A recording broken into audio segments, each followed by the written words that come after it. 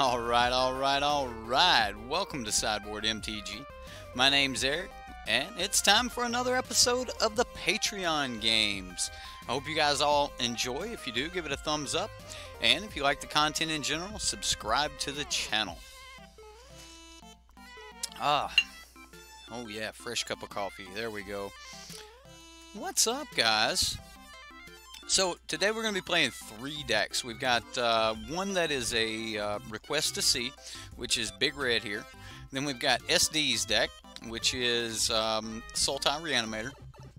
And then we have Ryan the Fire Burns deck, which is a version of Cycling. It's a Drakehaven deck. Two Drakehavens, but it's also got the Approach Win Con, so a little bit of both, kind of making the best things work out of both the good blue-white decks. And he's splashing green here, mainly for Nissa to help churn through those cards when you cast Approach, and for some Carnage Tyrants out of the side. Other than that, there's not a lot of green in this deck, which fairly confuses me, but we'll play with it. I understand wanting the Carnage Tyrants, and Nissa's not bad either.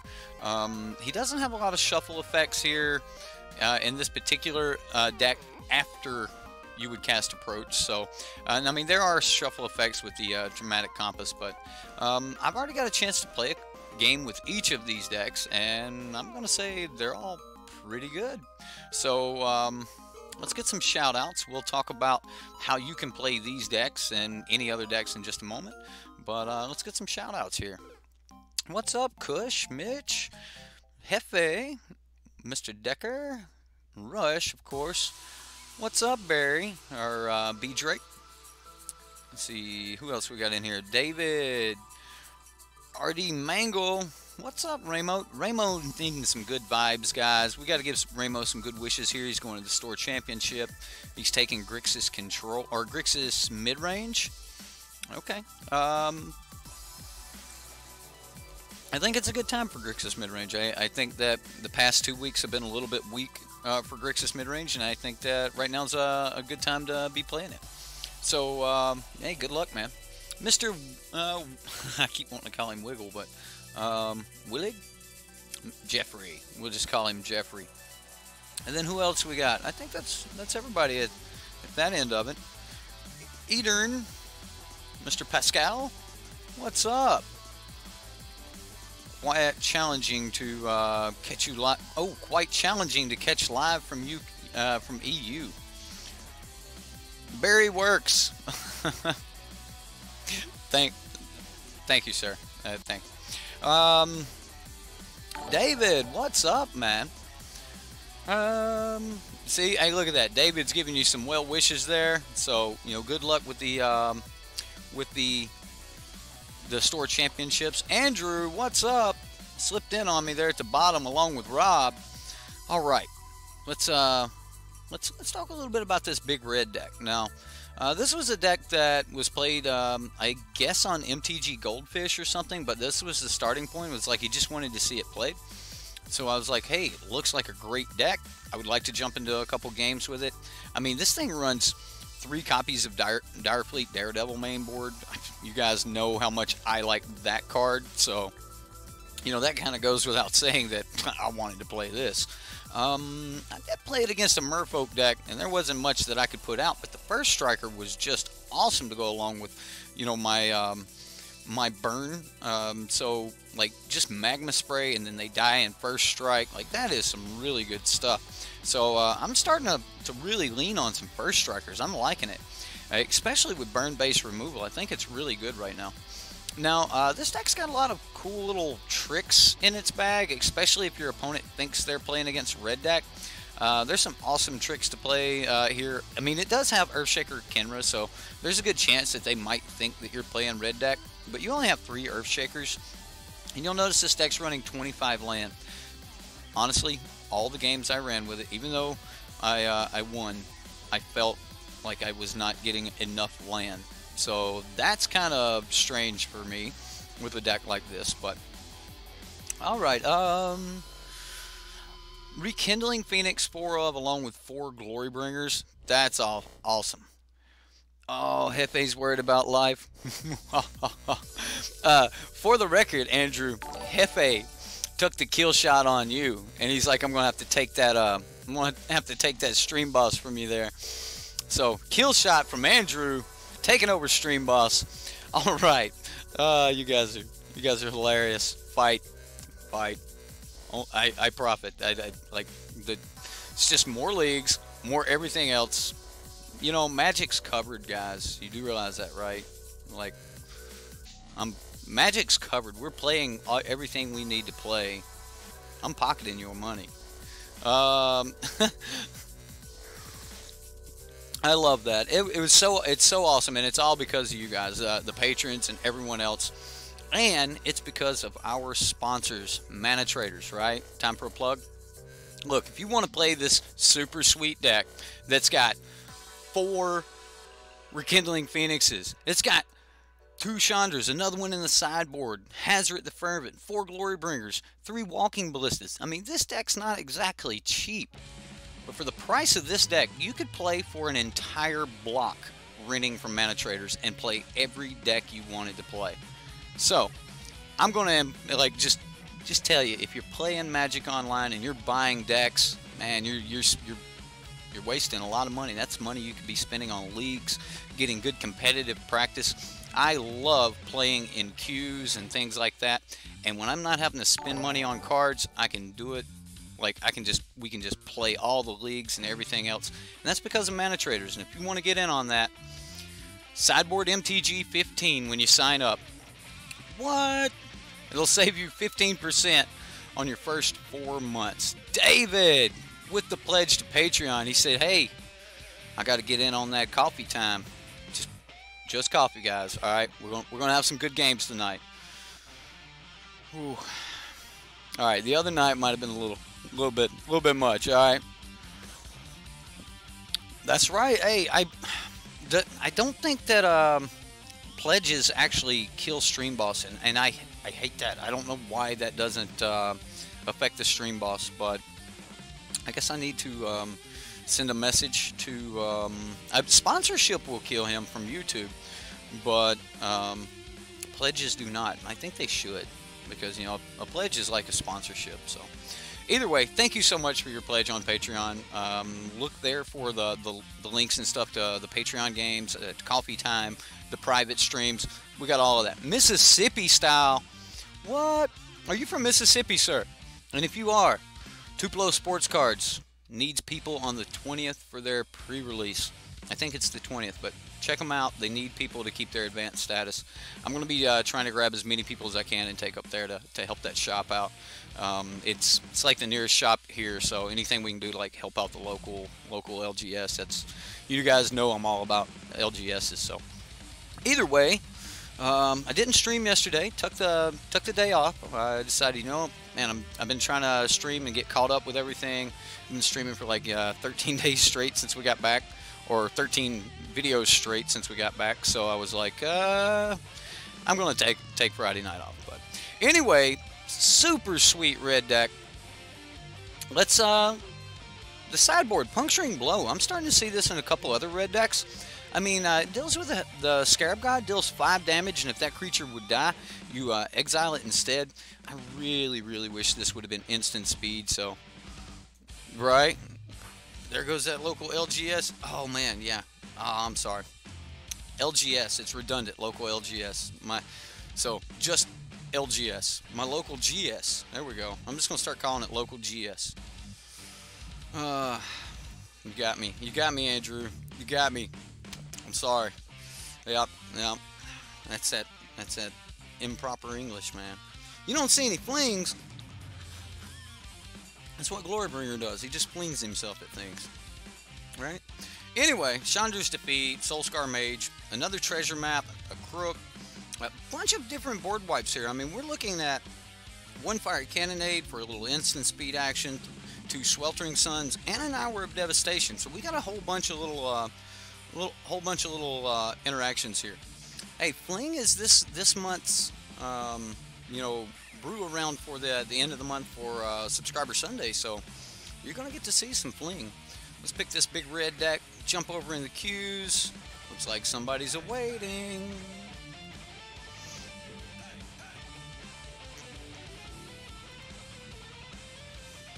Okay, we don't need this.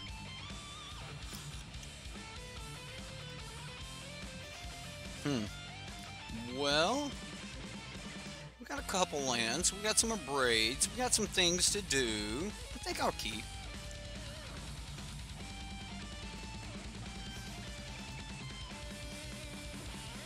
Hey.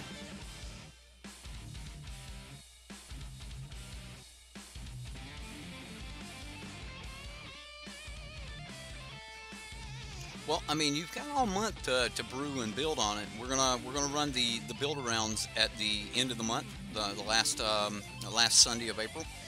So it's also my family dinner Sunday.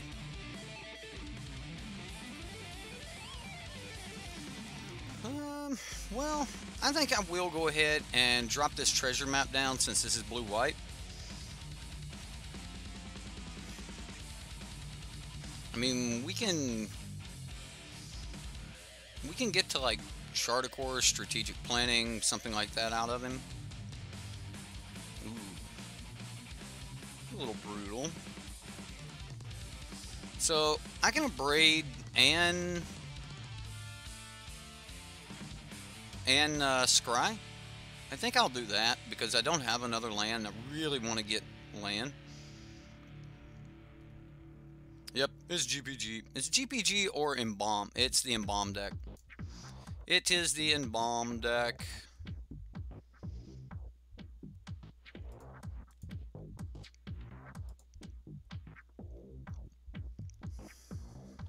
I wish this was put it in the grave.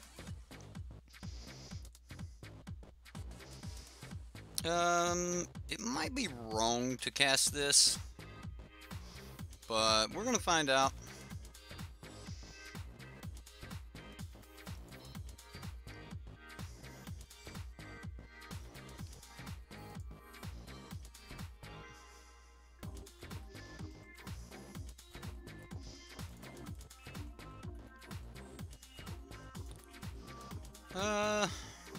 Kind of want a strategic planning here.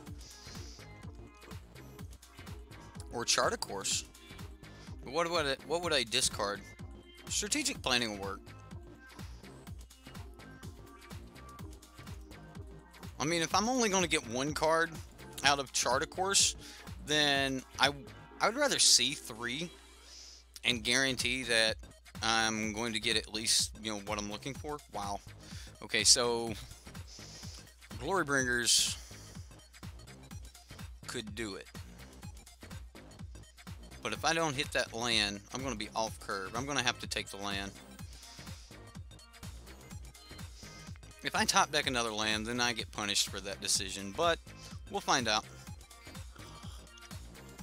Fling is king. Fling is king. It does have a nice ring. Fling is king. It has a nice ring. He said, that's my chart. Stealing my plan.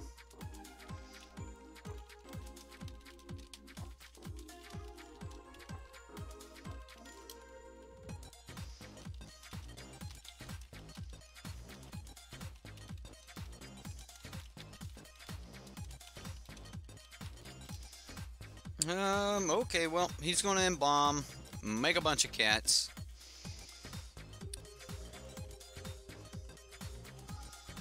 Well, ain't that a thing?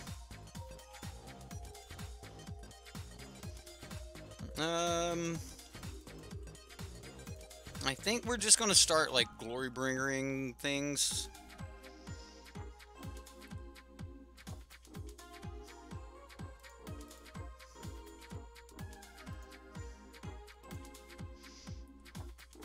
We'll just kill a cat. I mean, if he wants to jump in front of something here, he can. I just want to start pushing damage.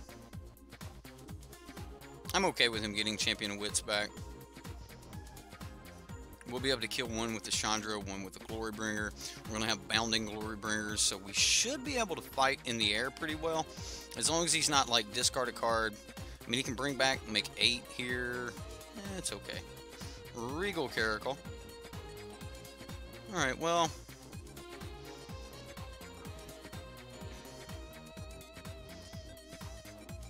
Regal means that I kind of want to go like Chandra.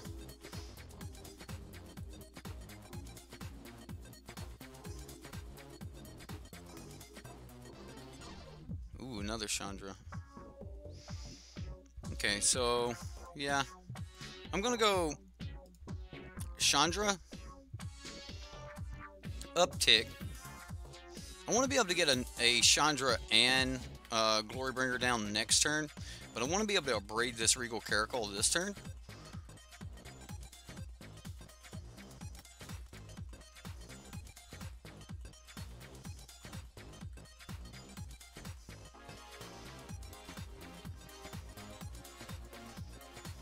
So we'll braid Caracal. I mean, that is a ton of creatures. And we'll just pass. We can eat one of them. This is going to be a hard fight with all of his life linkers, but...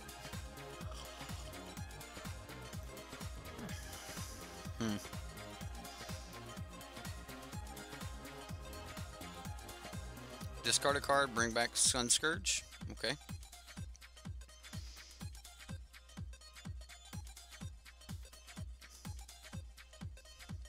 So he did that because he didn't draw a land.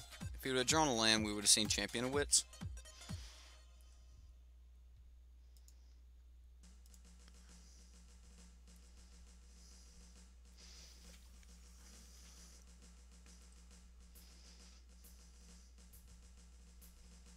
Okay, so Chandra's at 1. Should have used Treasure Map there. That's a punt. That is definitely a punt. Let's put that on top. That's gonna make things just a little bit better. Okay, so we're gonna go mana, Chandra. I'm gonna keep the new one. We're gonna go mana, Glorybringer,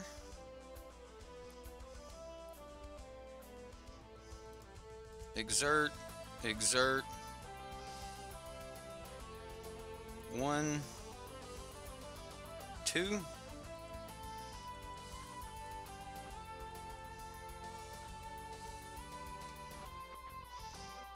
Okay, so the land on top was just perfect because I made a punt last turn, so the land on top kind of saved me from the punt.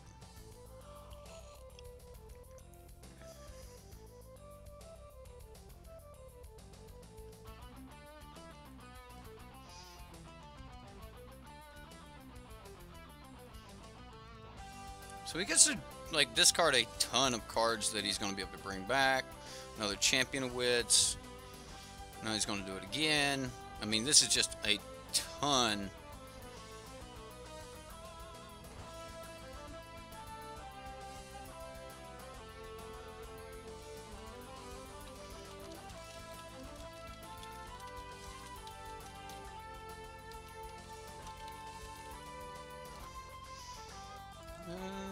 We're gonna, of course, block one of them.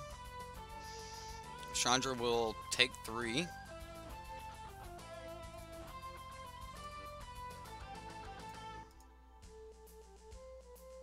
Grasping Dunes. I'm gonna put that on the bottom. Another land. Okay, well.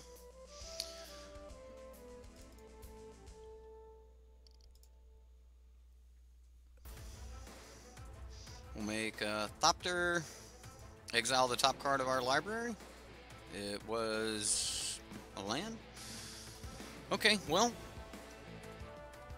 we just passed the turn here. Try to make sure that Chandra lives. If Chandra lives here, then, I mean, he's going to just keep making Champion of Wits. Aetherflux Reservoir. Wow.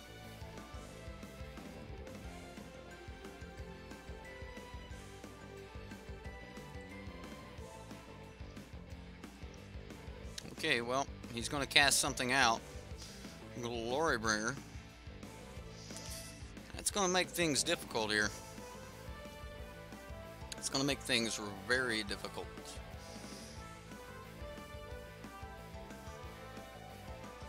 Alright, so everything's coming at Chandra. So we block here. Block here.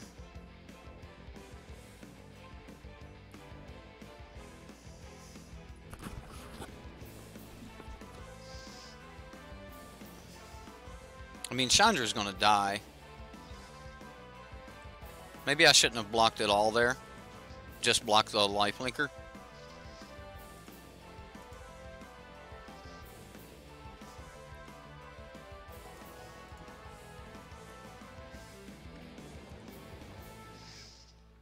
Come on, scavenger grounds.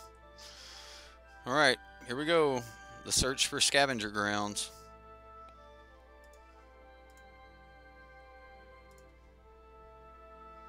Magma spray. That might not be horrible. Alright, well, I passed turn.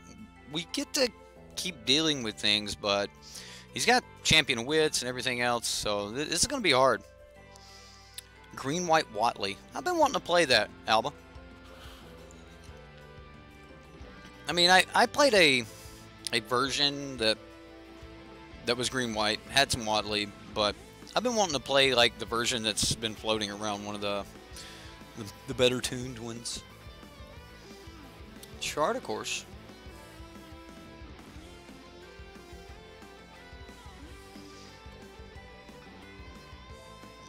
Okay, Sacred Cat maybe?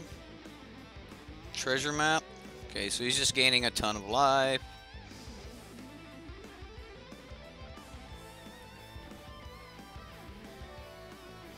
Yep. Alright, so we do kill Champion of Wits here.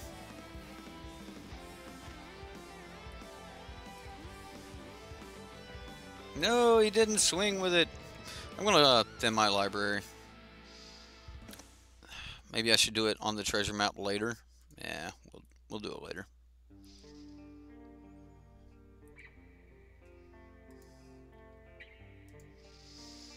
Do we just Walking Ballista for a billion?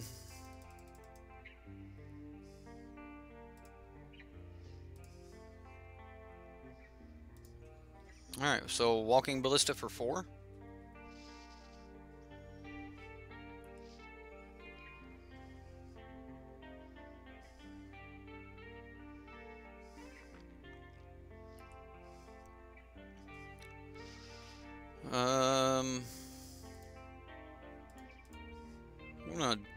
Okay. Well. Okay. Just past turn, I guess. Good old walking. Yeah, he is going to help.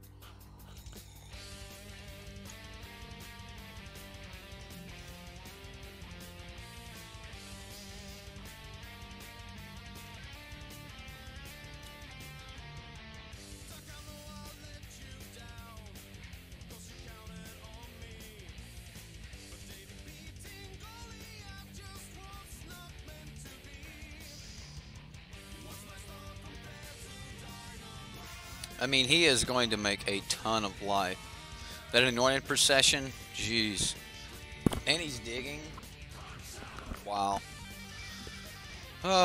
Yeah, it's a lot more than red deck can typically handle.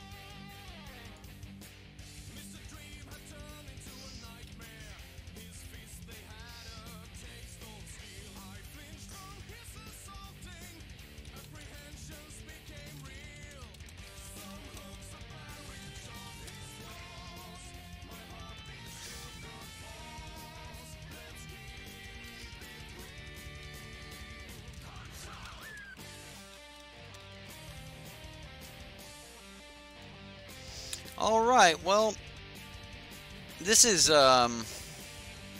being quite brutal. Very brutal.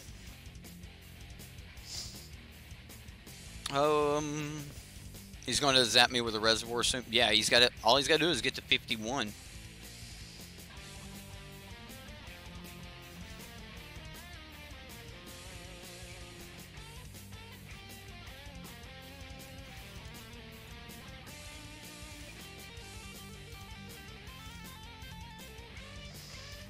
Well,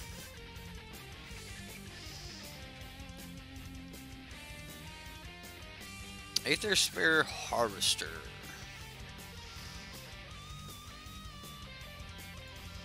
I'm gonna just go ahead and draw another card.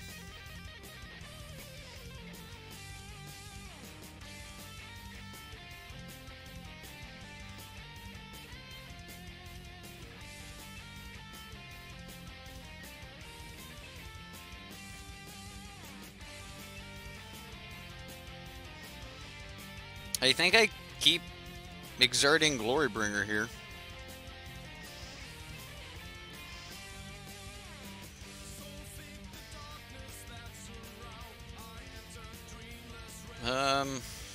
Alright, so my thoughts are put 2 counters on Walking Ballista this turn, so next turn I can actually cast a 5. Oh man. Actually, nah.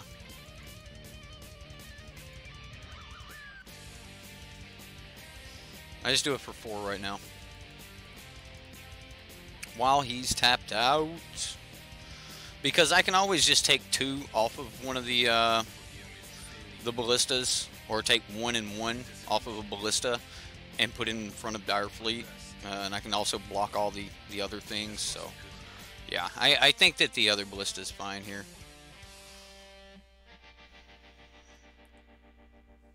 All right, so what are you targeting, fella?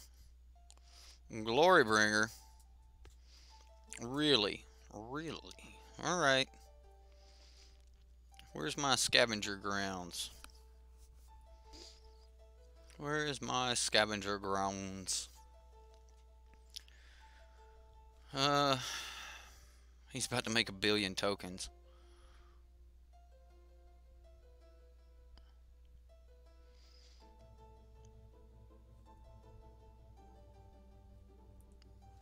Alright. Alright, dude. It's cool. It's cool. Oh, yes. Hour out of the sideboard is going to be so good.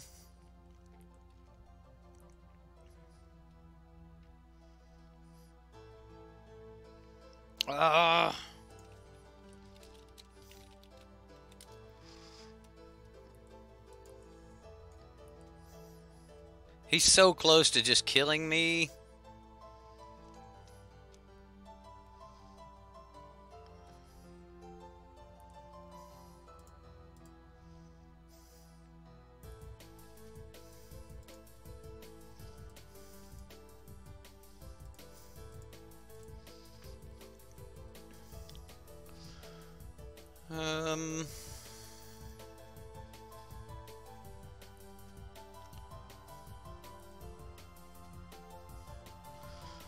Okay, so how do I do this?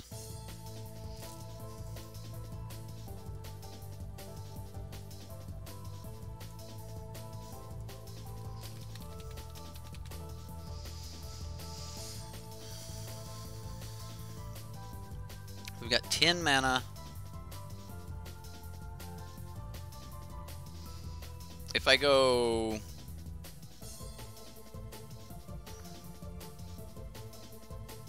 No, because I don't want him to bring it back.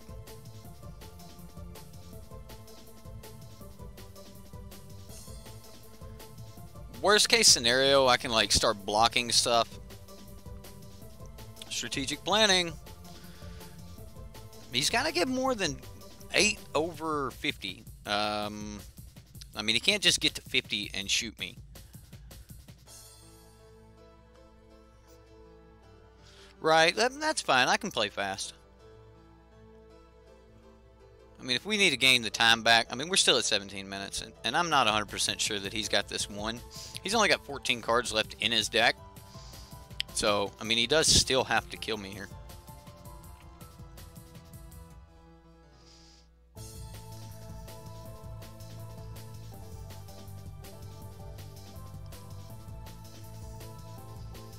What does he got? Another Anointed Procession. Whoa.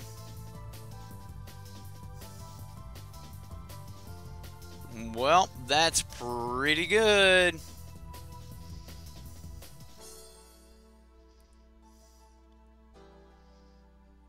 billion mana. A billion mana right there.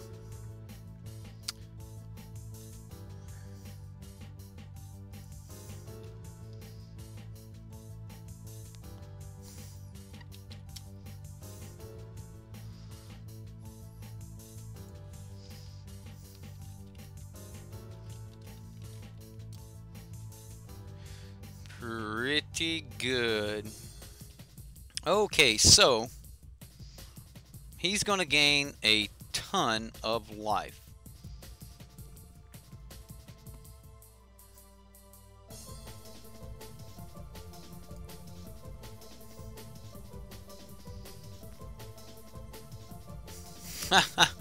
Well, I guess it's not going to be a problem for him to burn me here.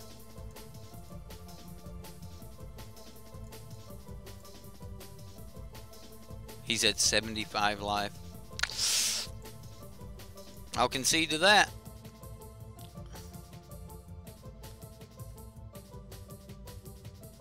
I will concede to that.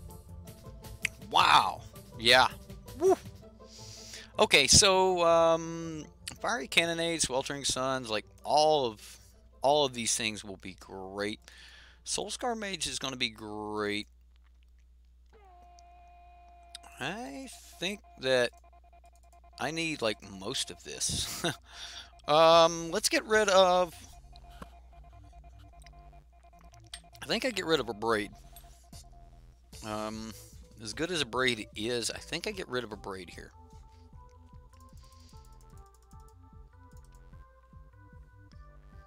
This is some honorable death, walking into certain death, samurai suicide. Yes, it is. Yes, it is. Alright, so Sweltering Suns. We do have to push damage.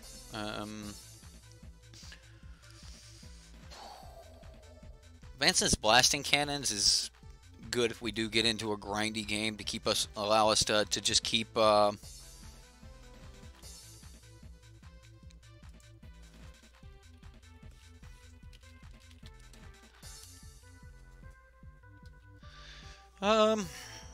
Pia might be good for going wide. I don't think I need Aether Sphere Harvester. I don't think that he's going to be pushing my life total that bad. I don't think I'm going to have time for Hazret. I want to be in the air. I mean, I know Hazret can start throwing things at stuff. I think PNLR is one of my weaker ones here because I did bring in a lot of board wipes.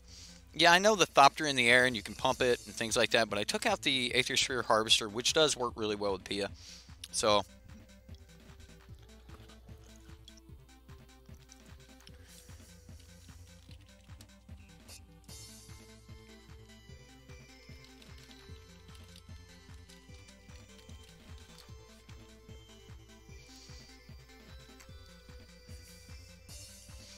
Scavenger Grounds will help.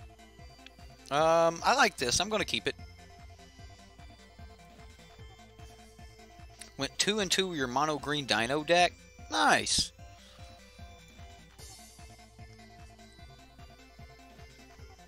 So if he plays a cat here, I'm just going to spray it. Although I might want to just save and spray a Champion of Wits. Wish I would have had a Soulscar Mage there. Like, against Champion of Wits, if you have a Soulscar Mage and you can pop it, like, it doesn't do really... Oh, man, this is great. This goes so well with Lannery Storm. So if I do get to start using Lannery Storm here, which I think I can.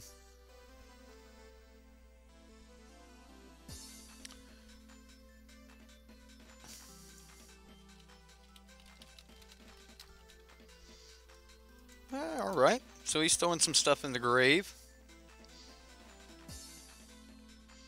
I am going to swing 3 with Captain Lannery Storm next turn.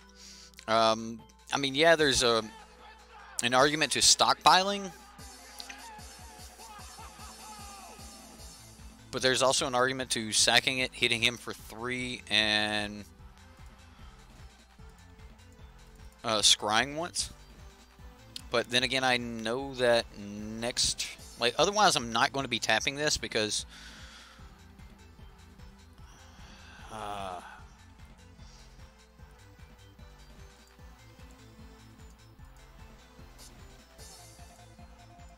we will put that on top.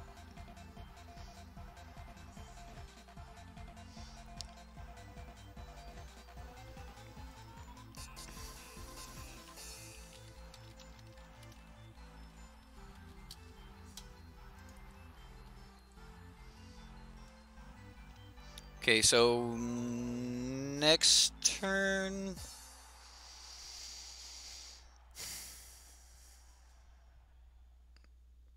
Next turn, I don't use treasure map. I Phoenix, Magma Spray. Ooh, another champ in the grave. Yeah, I definitely have to Magma Spray this one.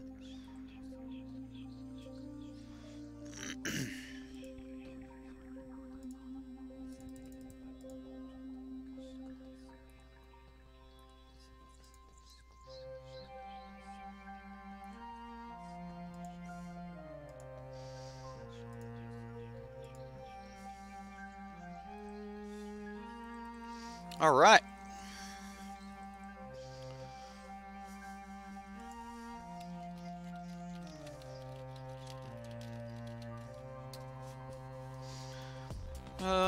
Okay, well, he's Zax. I call him Zax. I don't know, like, I don't even know what his real name is. I just call him Zax. Wow, so next turn he gets to make 1,000,000. Ooh, wow, that is so good. That is so good, but I can't use it. I can't use it this turn because I've got to sack the grave.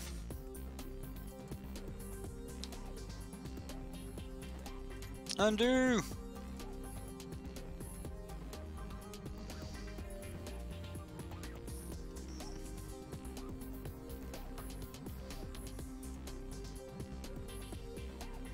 All right, so now I get to start stockpiling treasure tokens.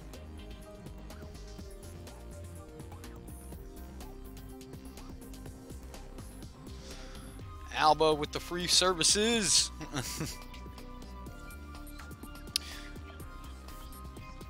Yeah, Alba, like, he said something about he was a, like, an intro or something like that, but I, didn't ever really get back to him on that, and I probably should.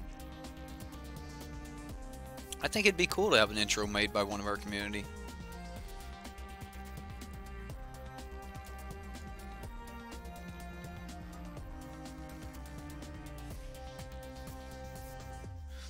Another spray doesn't seem bad. I mean, I'm pretty sure we get to settle the wreckage here. I'm going to put this on top and draw it. Just because it's another one of those spells that we can just cast. We'll play Vance's blasting cannons. And we'll get our last treasure.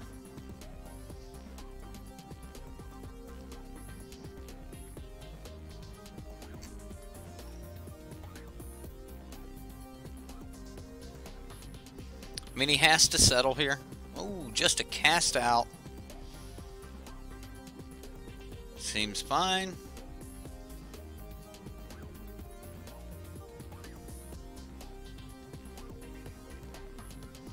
I'm not going to say he didn't have the settle.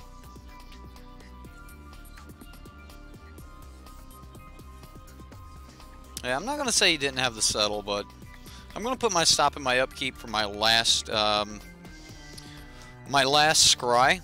I mean, I actually don't have to. I've got a trigger going on the stack from Vance's blasting cannons. Ooh, Angel of Sanctions. Target. Phoenix. Okay.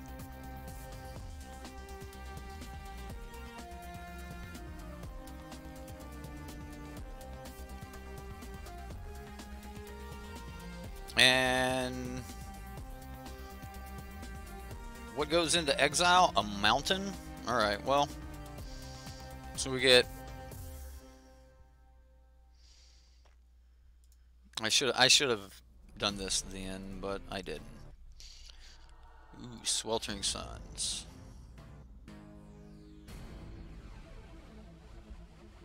Do I put that on top? In case he starts making a bunch of cats.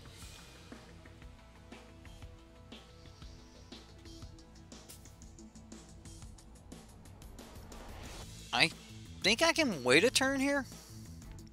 Everything I have is instant speed. I think I can wait.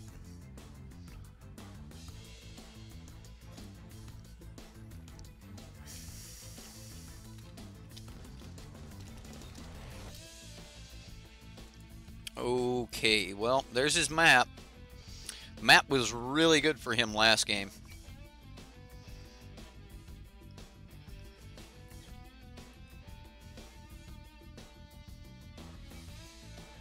I'm gonna wait. I'll take the 3 here. We're way ahead on damage.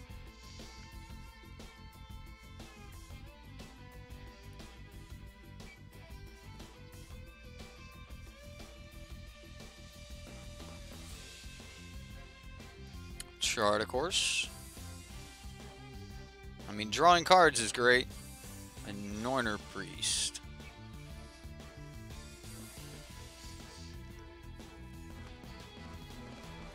I'll use the Sweltering Suns that I have on top.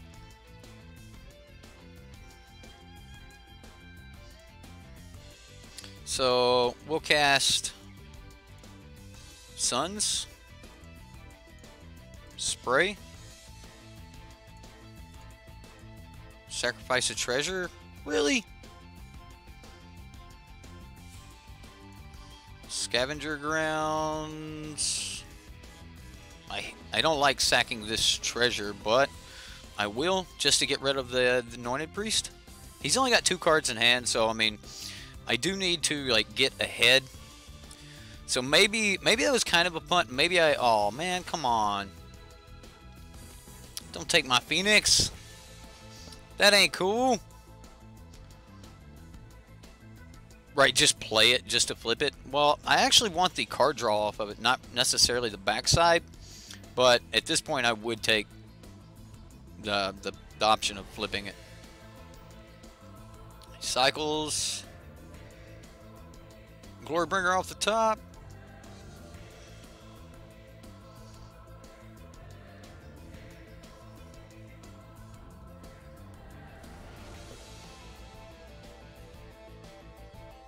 We exile Hour of Devastation, Earthshaker Kenra. Okay, well.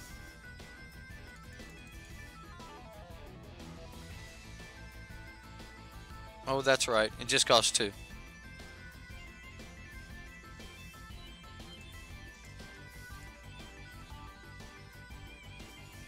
Soulscar Mage. I think I do flip it now. So I swing with Earthshaker Kenra, put him at 6. Then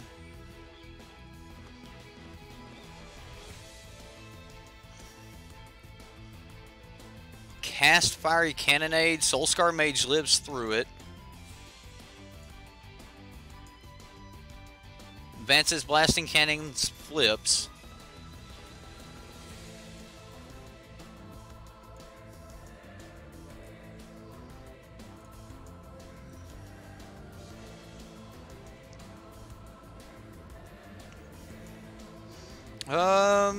Cannon my Phoenix. But Cannonade would not have killed my Phoenix. Cannonade only does 2.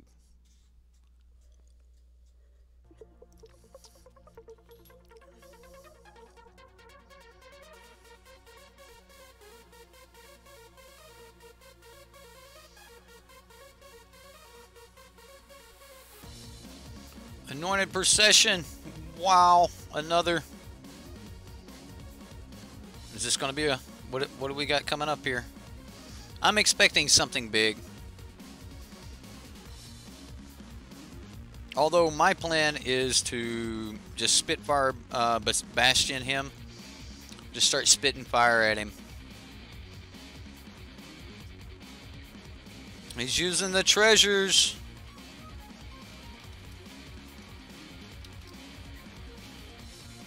He's using the treasures. Oh, the Regal Caracal.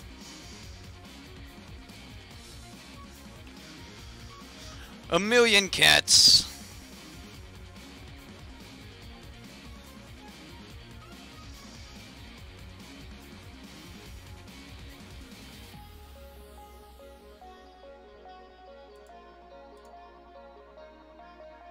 Wait a minute. Let's cancel this.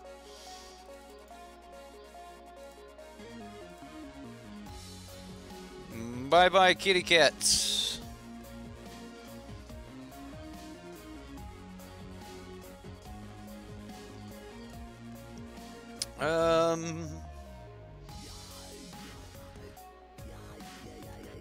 So this requires 1, 2, 3 plus this.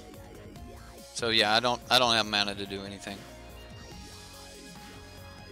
He's got 0 cards in hand.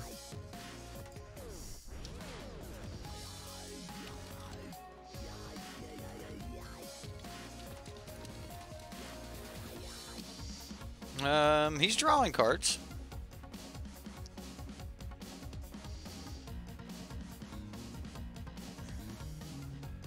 All the right within. You're right, but this puts us at winning. Like we win right now. So I deal 3 damage to him. Untap, deal 3 more. Like that's where I'm looking at. Could be wrong. Has he got life gain? Another cat.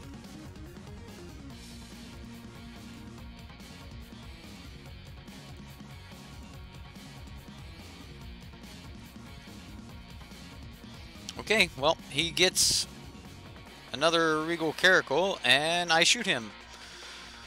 Okay, under 7 minutes. Thanks, Steven. Alright, well, I don't think that I change anything here. I think that we just send it back at him. I will play fast this time.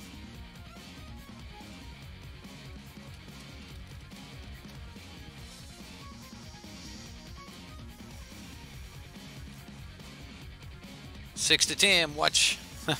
Right. Alright. I will watch the time. Cannot keep, even though I really, really want to. I mean, this would be such a good hand. I'm going to mulligan, though. I'll keep. I'm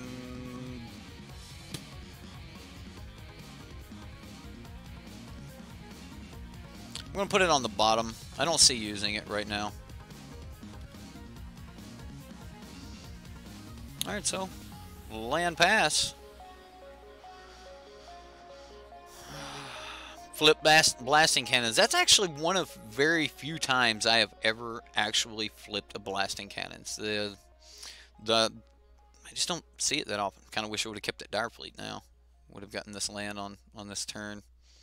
Although, this seems like a play. I mean, at least it gives me action. Blasting cannons is going to be good on 4.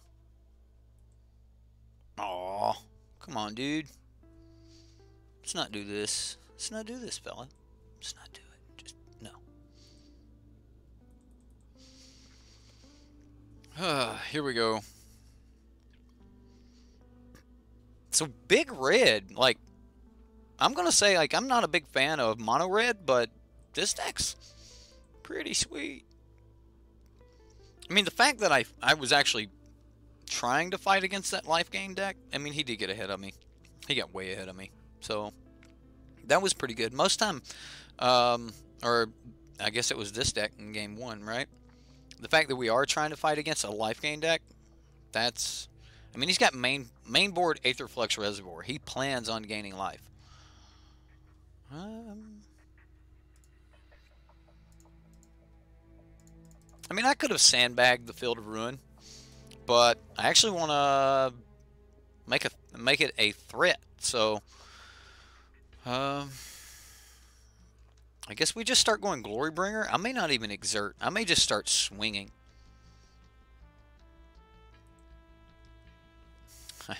Does he get rid of Vance's blasting cannons? He does. Aw, boo. Boo, opponent. Alright. I could block this one, shoot that one. Or I could just swing for 5.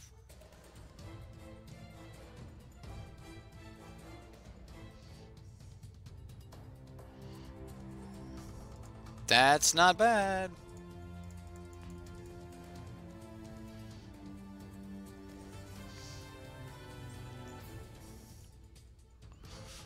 Okay, so... And I'm not really pushing the damage here. He is kind of ahead on damage, but I think I catch up next turn.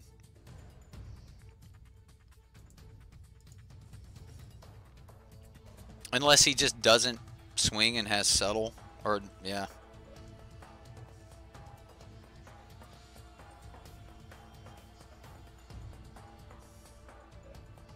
Alright, well, cast out's not going to be great. At least it wasn't in Ixalan's binding.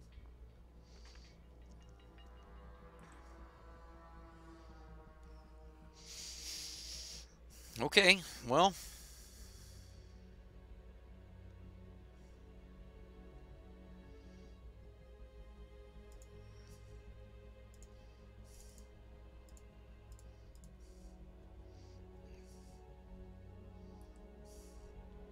I think I kill the champion now. He's only got 3 cards in hand.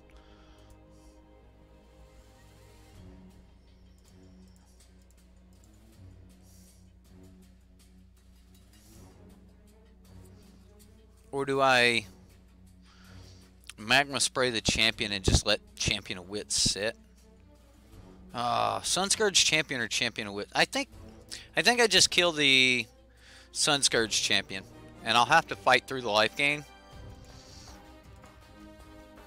We'll magma spray Champion of Wits. Hit him for 5. And pass the turn. Now, next turn I'm looking at swinging and chart a course. So, mid-range red. Yeah, it's big red. Uh-oh. Uh-oh. Where's my graveyard hate?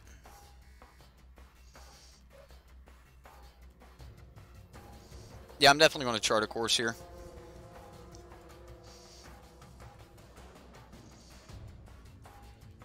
Down to 4 minutes.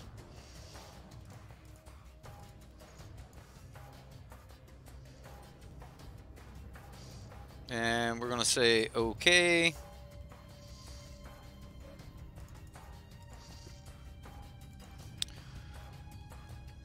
Dante's, thank you so much. 20. Whoa! Wow! Thank you, sir. Wow!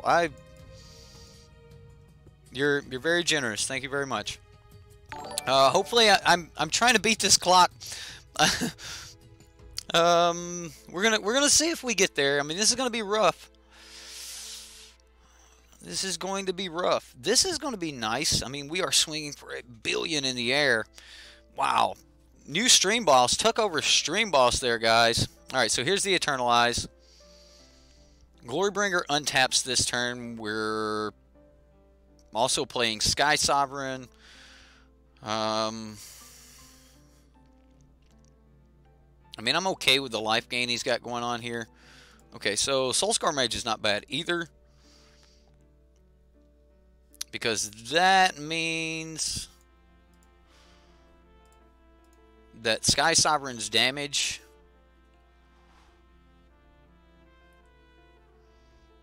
will make neg 1/1 counters.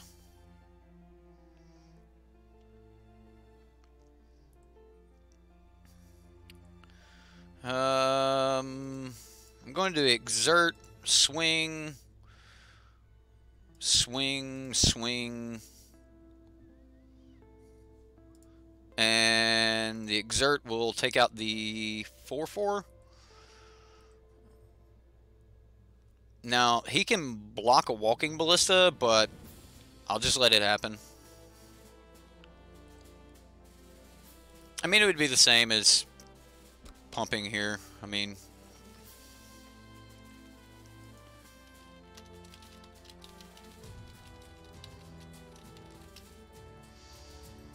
Okay. Wow. I mean, hey, thanks for chat. Chat, thank you guys for showing Sisk some love. Thank you so much. I'm sorry that I was trying to beat this clock here, and we might get there. Like, I am super excited to think that we might get there. But hey, everyone, thank you for showing some love there, and thank you so much for your donation. All right, and your new stream boss, right? Andrew just got that.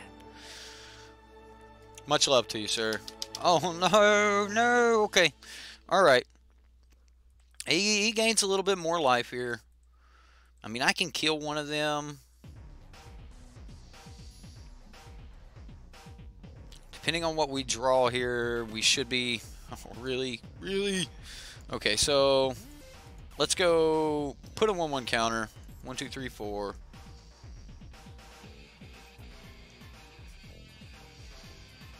And then put a 1/1 counter. And then crew with these two. Because the walking ballista can actually kill one of these. Now that it is, you know, big enough power. And we'll just attack and then shoot one. I mean, he's gaining life, but we are pushing life back just as hard as possible. I mean, he's going to be making big dudes here. We're coming over in the air. He's going back to 9.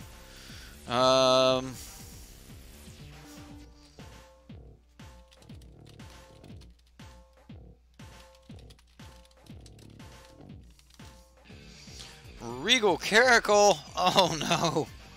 Oh, no. That's a lot of tokens. That's a lot of life gain.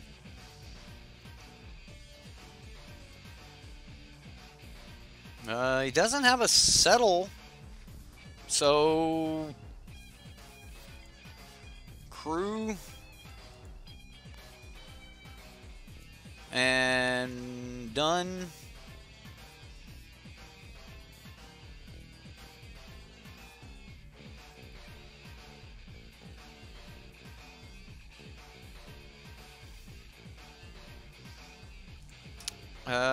We're going to attack, kill Regal Caracal. I'm not putting anything into combat because we don't, like, have, I don't want him to gain life here, so I'm not swinging. This way I can just do it like that. Good game, opponent. Good game, sir. Good game. If he's still there. Absolutely. Wow. Wow. Wow. Whew. That... Red deck's not supposed to beat life gain decks. And, I think this says a lot about this big red. I mean, we've seen, you know, life gain decks come up and they've kind of pushed mono red aggro out of the format, but this big red or, like, mono red mid-range, that's a super...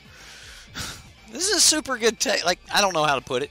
I like the deck. I actually like this mono red deck, guys. It plays a very grindy match. I mean, it can really, like, we just seen probably the most grindy match we could have been in there. I mean, geez. I mean, granted, it was like an Aetherflux Reservoir and stuff, but you know that deck had to be your standard red deck's just worst nightmare. But yeah, this just shows that red is OP. No matter how you build it, it's still OP. Well, you know what? I'm going to say that out of all the archetypes that's just about always present and even needs to be present, it's red deck. Hey guys, thanks so much. Like, everyone's like, yeah, that was good games. Thank you guys so much for that. Wow.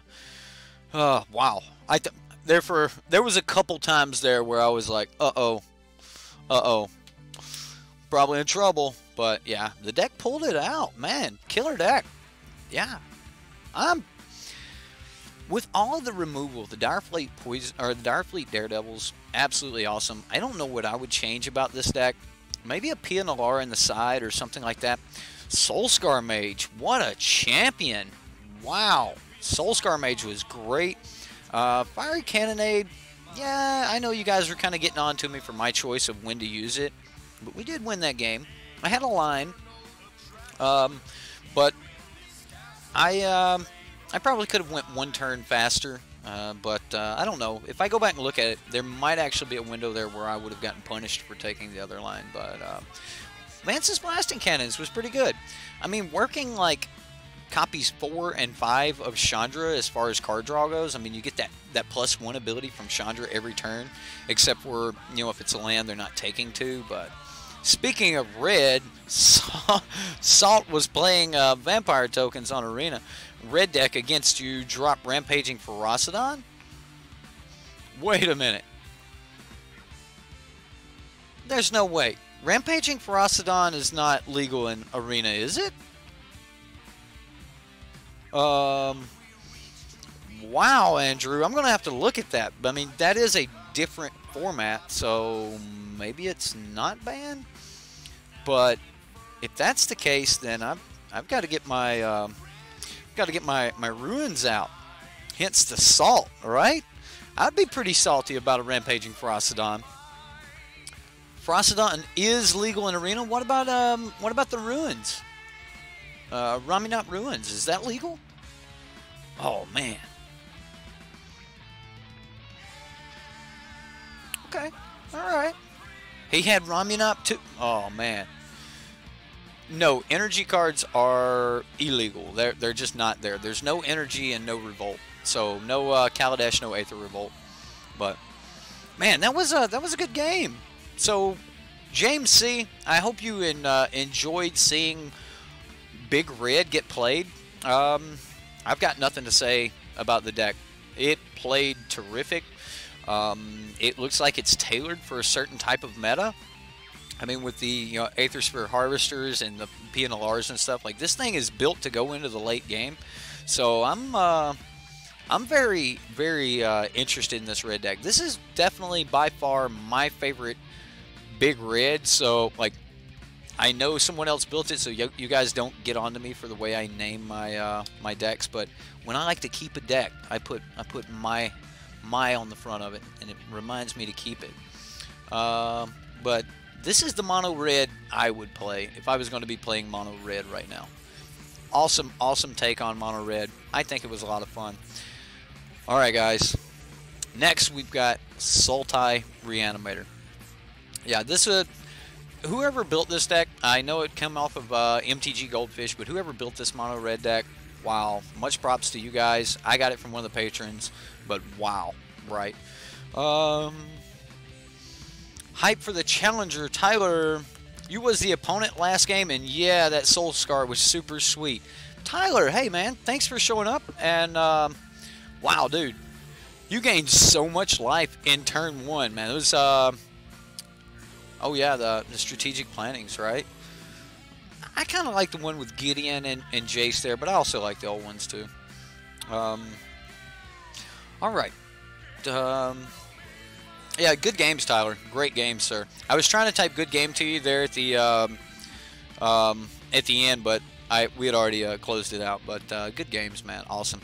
So we've got some more Charted Core strategic planning. We're not Tyler's deck. We're in black instead of white, but we've got green, blue, black here, Sultai. Death Gorge Scavenger to be eating out of the graveyard. Yeah, if we have to eat a creature, we will, but most of the time we want to be able to bring those creatures back for additional value. We've got a couple Fatal Push. Champion of Wits, full play set here. Vraska's Contempt as a 3-of, to couple along with, 2 Ravenous Chupacabras that we should be able to bring back quite a few times. And then Gonti, of course. Gonti is, I want this on Arena. I want this on Arena so bad. I also want Brawl to be like a legal format before Gonti's gone, because I want to build a mono black Brawl deck and just have Gonti as my commander. Just keep casting Gonti. Liliana Death's Majesty. You guys know how I feel about this this deck. I kind of think SD built this deck just for me. I really do. Like, the deck looks great. It's very close to my own take on Sultai Reanimator, which I actually butchered, but I had quite a few other cards. I was trying to do like Glint Sleep Siphoner and things, and I've tried to take this deck a whole bunch of ways, so it's really nice to actually see someone else's take on Sultai Reanimator. And for the most part, you know, we've got Vraska, Carnage Tyrant, Demon of Dark Schemes. I mean, I love Demon of Dark Schemes, guys. Like, this card is great, especially when, you know, you're bringing it back from the graveyard. You're getting those extra triggers. It's an additional, you know, type of Reanimator. It can give you a lot of energy, even though there's not a lot of ways to spend the energy. It can give you a lot of energy. So it is the only way to actually make energy in this deck, isn't it? Which is fine. I mean, the deck is all about killing things. In the sideboard, we've got some pretty juicy stuff in the sideboard here. Of course, another Fatal Push, you know, and Golden Demise in case you need those. We've got Vraska's Contempt. Cast, sack, cast, etc. Yeah, something like that. I think that I would want to, I mean, it being in mono black and in standard, I think we would definitely have to have some type of minor treasure thing going on, so that as you were sacking your Gonti and stuff, you were at least getting more treasures, so that that would help you pay for the additional cost of, you know, bringing him back. But, you know, bringing Gonti back multiple times seems pretty good to me. Let's see here. The fourth Death Gorge Scavenger, I mean, he's all about Death Gorge here. You can tell he means it. Death Gorge is a good card. Oh, hey, lady. Anyway, he's got 4 copies of Death Gorge, a couple Brash, Torrential Gear Hulk, along with Noxious Gear Hulk, and a Nizahal as some other Reanimator targets, a couple other things that we can get back. You know, I really don't know when Brawl is coming, but for once, it's a Commander style or a Singleton style gameplay that I'm excited about. So, Negate and Essence Scatter here, along with a couple Lost Legacies and an additional copy of Vraska's Contempt. Pretty straightforward. SD, I think you got a nice sideboard here. We've got good answers for everything, and I'm excited to play your take on Sultai Reanimator. I don't know if I'm going to have a lot of advice. It looks really well built. Off the bat, though, I kind of think that you could probably afford Aether Hubs in here. I mean, I can see if you don't want to do that, but I think you could afford Aether Hubs in the deck. And let's get into some games, or into a game. So, Sultai Reanimator.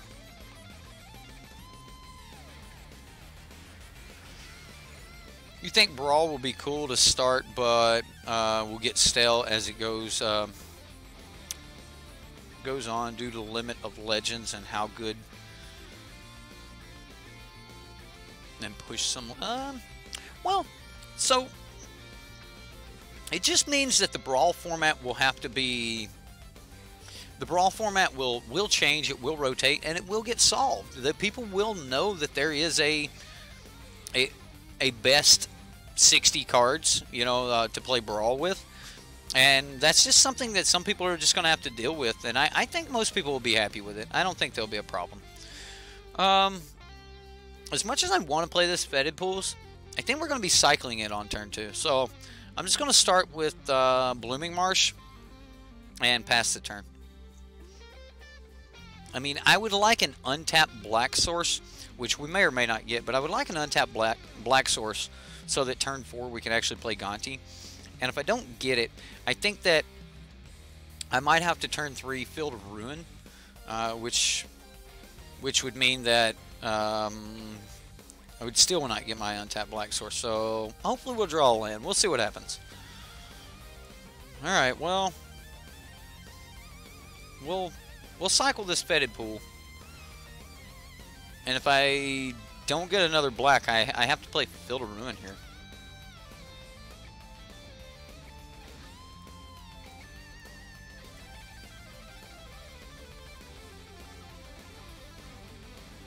Just another Botanical Sanctum.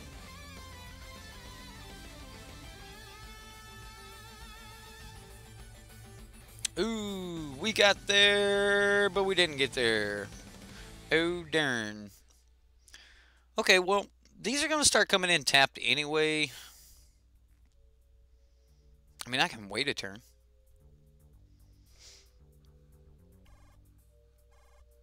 Do I want to wait a turn on Gonti? I mean, I can.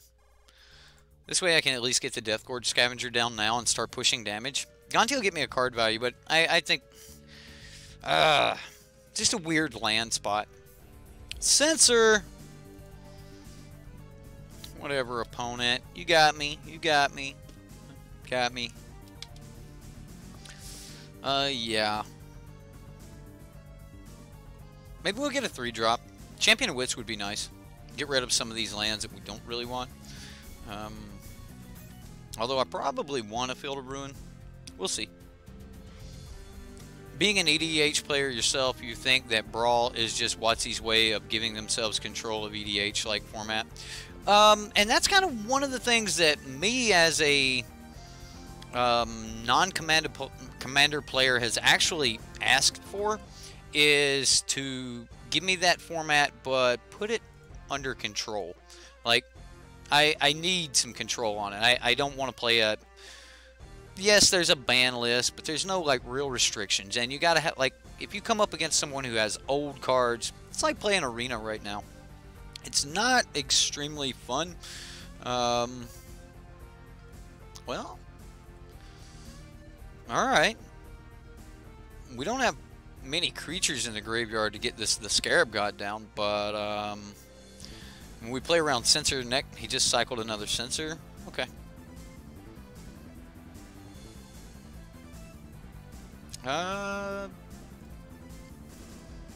I'll just play Gonti here.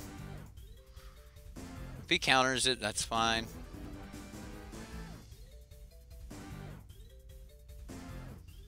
And what do we get? Aether Meltdown. Alright, well, we'll get rid of an approach. That's not what we wanted to see, but getting rid of one of the approaches is good. The Rules Committee and WotC have a hard time communicating. Understood. Understood, sir. I definitely think that just the fact that they have built it to say, hey, it just uses whatever's in standard, that alone is going to make it to where it shouldn't be too broken. So as long as they can control and make sure there's no broken cards in standard, then there should be no broken cards in Brawl, theoretically, right?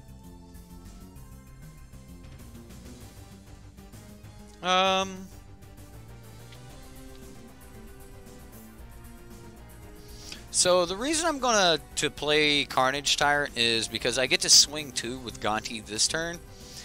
And then if he doesn't have Fumigate, I'll get to... Actually, even if he does have Fumigate, I'll get to play Vraska next turn. If I get to play Vraska next turn anyway, because if I swing and he settles, then he's tapped 4 mana, and then I can go from there. So, yeah, all the ban lists are supposed to be the same. It's whatever's legal in Standard, you're going to be able to play in Brawl. From what I've heard, I mean, the format's not really solid, so yeah. Right, and you get to build, you know, these commander decks that rotate, so, you know, that format shouldn't get stale because you're going to be getting new cards. And I think it's going to force people to play with some of the weaker cards. And okay, so he had his Fumigate, which is fine. We will see if he has Cast Out, or like Ixalan's Binding or something. I mean, maybe I should have held on to the Vraska and just played the Scarab God here. I mean, I haven't been able to hit him for a single point of damage yet, but we'll see. Yeah, maybe I should have played the Scarab God to draw out this cast out.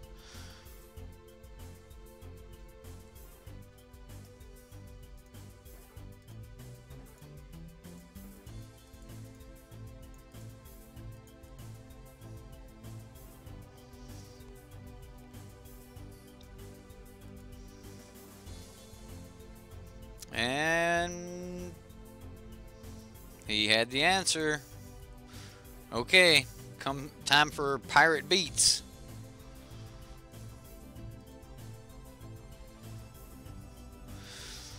Whew. He's about to dust off your Sahelian Felidar. Right? Those would be legal. Oh man, those would be legal.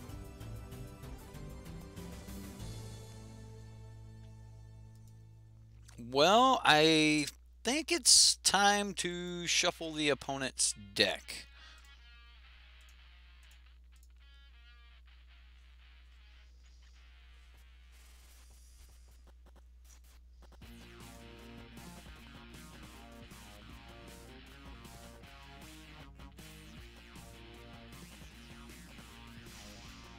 Now, I'm going to wait till next turn to actually cast this. I don't know, maybe I shouldn't. Maybe I should just cast it and just throw away whatever I get. Watch, it's going to be Liliana. I know it. And I'm going to be like, no! Okay, that'll work. Land, Fatal Push works. So we do have to race. Alright, he played Approach last turn, so Approach... Alright, there's one off of it. So... there's 5 cards on top of his Approach.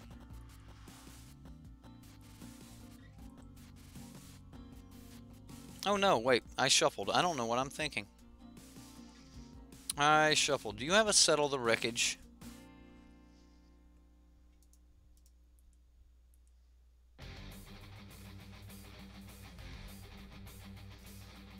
Does he have the Settle? Aether Meltdown.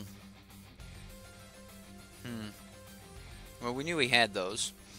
You hate Approach. Yeah, Approach is one of those decks. It is. Is there any way to fork a sorcery in Standard right now? You mean like copy it?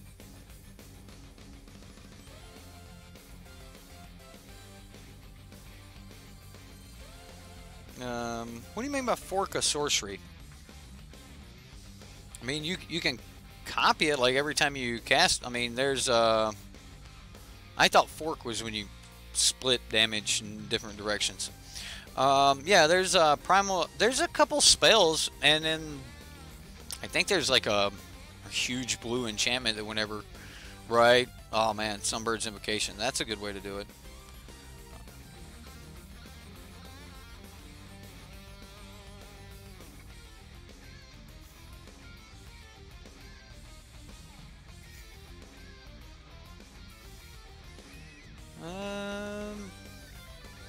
Why won't he kill my Champion of Wits?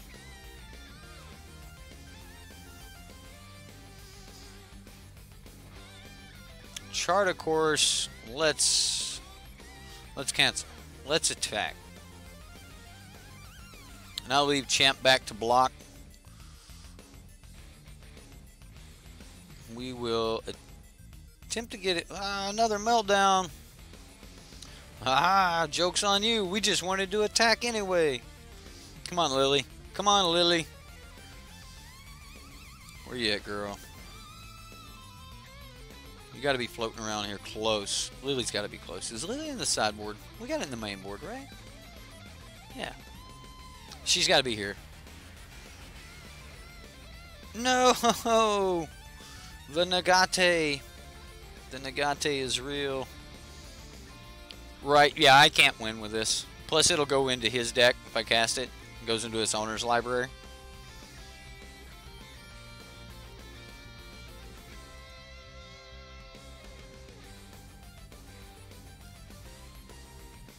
Ooh, Avaraska's Contempt. Well, I'm 100% bringing this back. I mean, if he's got Disallow, then he's got me.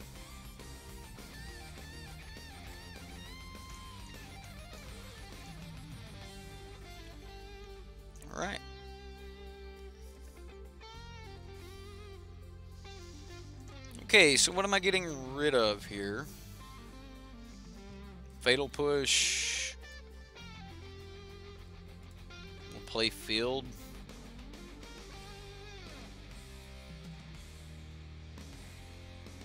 Okay, well, I mean,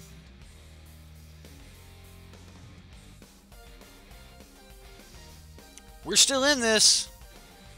I mean, he's already cast one approach. Is this another? Aww. Aww. You got us, opponent. Alright, well, I don't think we need Fatal Push here. Vraska's Contempt's kind of a meh.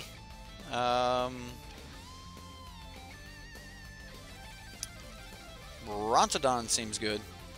Gearhulk's good. Nizahal is good. Negate. I even like Essence Scatter here. I like Choops. I want to go bigger.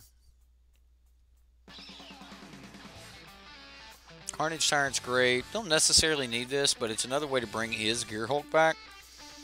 It's another way to bring my Carnage Tyrant back. I mean, he might have a way to make some bodies. 4 bodies might be a little hard to get. It flies.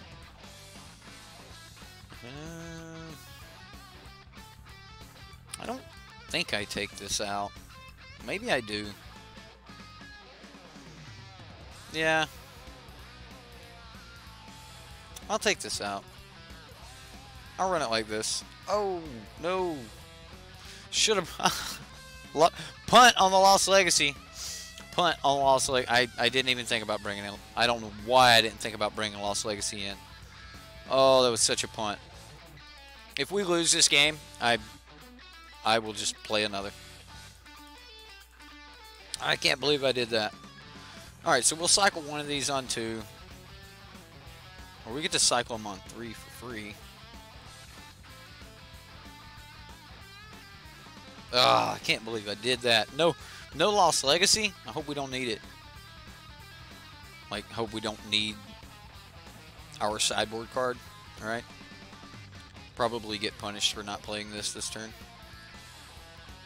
Watch, we'll draw another fast land.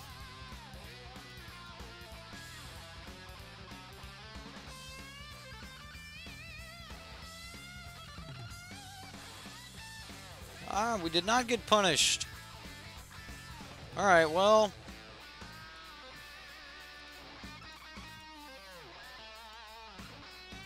Censor?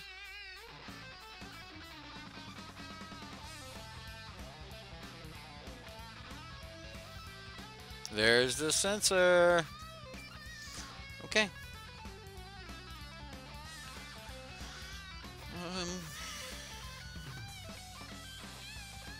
Oh, nice. Alright, so we play the land to play around the censor. I mean, he may have an actual counter here. Nope. So we'll say, yep. I want the extra green source, but I'm willing to take green-black.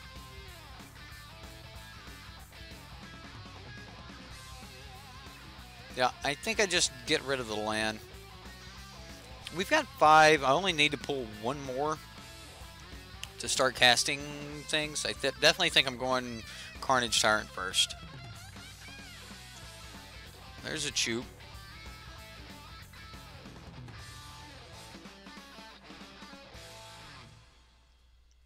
That's a Choop.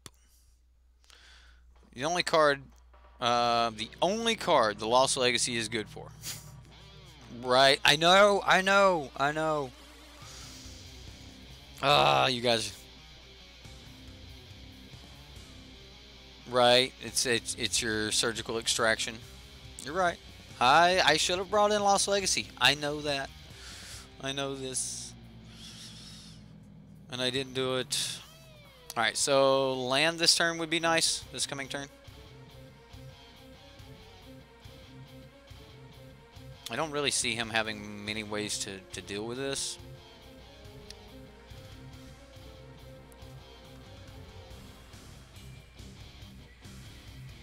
I guess he gets another white. I mean, he's looking for another white source, I assume. Why wouldn't you play a second white source if you had it?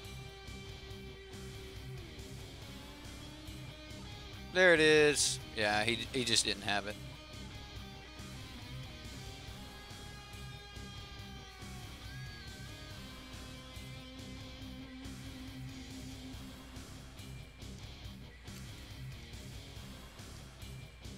I assume he's got something here. I think I'd just eat that Glimmer of Genius, if possible.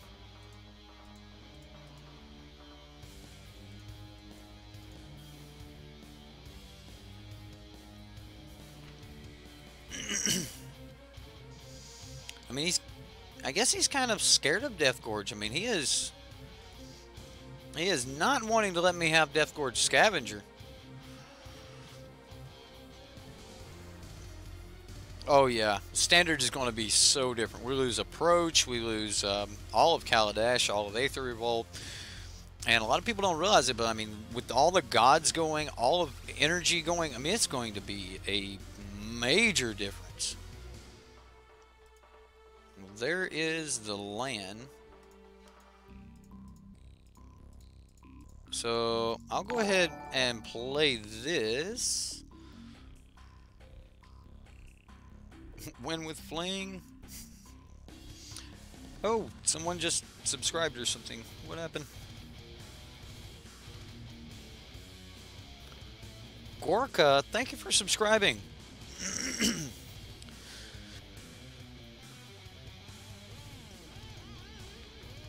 We lose Fling. They'll probably put it in a core set or something. Right? Don't we have a core set coming? We have like Dominaria, then like the second half of Dominaria, then like a core set or something crazy. The unsolved meta, but your bank account is not excited for it. Mana Traders, make sure you know what you want to play before you play it. Mana Traders will take care of you. Oh yeah, Lana War. Gotta dust off my white border. Lana Wars.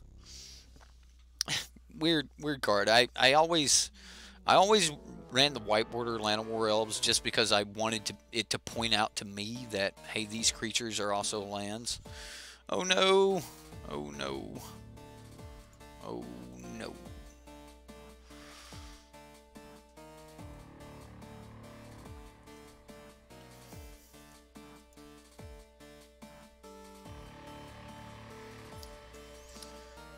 I mean, if he's got board wipe here, we're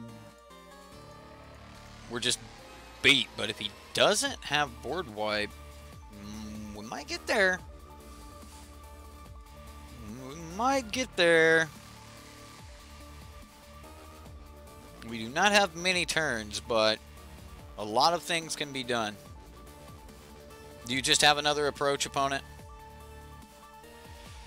Alright, well. Okay.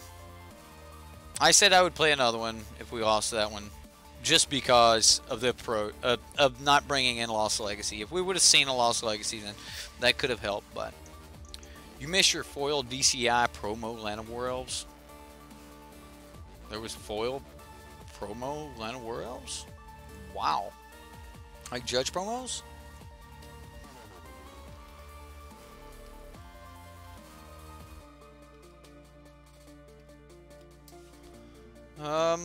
Let's see if we can get another game here.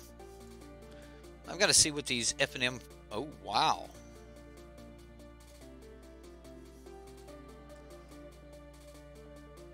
So, those are sexy. Look at that. Ooh, shiny. Mine look like this, only they're white border. Yeah, shiny. I like the new art on Lana War Elves. Oh man, that's awesome. These would be cool. That's an awesome Lana War Elf. Tap, add one green. Yep, that's gonna be the new promo Lana War. How cool is that, huh? I think we got a game. Let's do this. Let's do this. 60 bucks a pop. Wow. Ouch. I like the hand. We're going to go for it. Do I get punished for playing the Drowned Catacombs on turn 1? Like, do we draw another Botanical Sanctum or Blooming Marsh to punish us? We're going to try it. We are going to try it. Wow.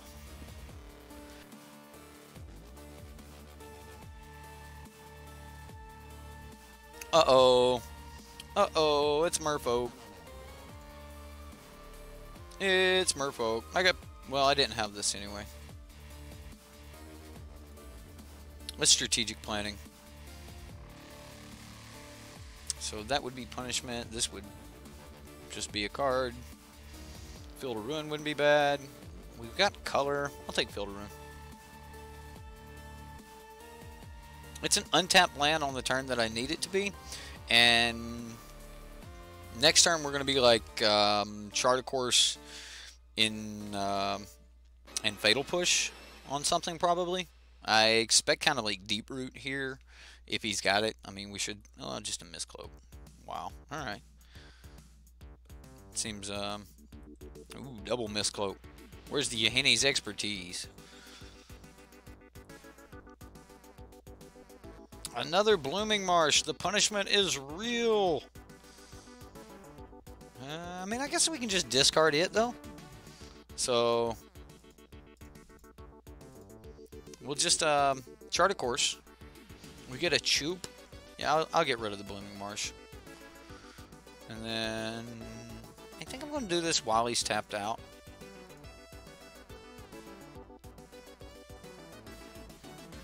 And then we'll just Choop one of these. I guess I could have like Fatal Push and then chooped another one next turn. And then from there, play the... like just block. But I think we can Choop. Let some stuff die. Choop again. And if we get to land, it's going to be great. Kamina Speaker's back.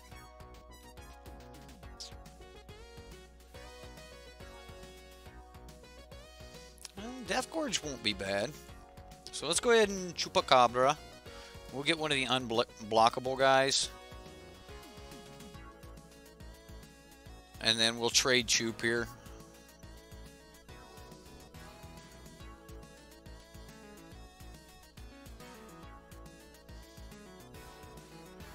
Oh no, Mistbinder. Wow.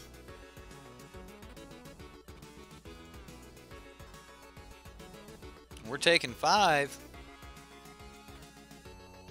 Vraska's Contempt. Well,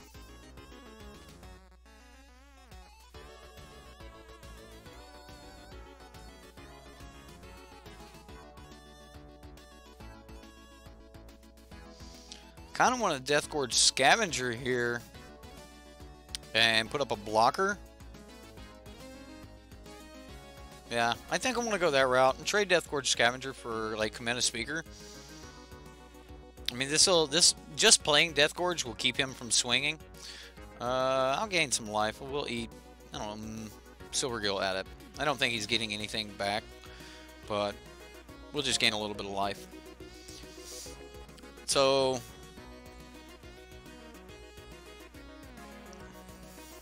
I can block or I can threaten another Mistfolk. Or, ooh, Merfolk Mistbinder. I wonder if that means he swings with his current Merfolk Mistbinder.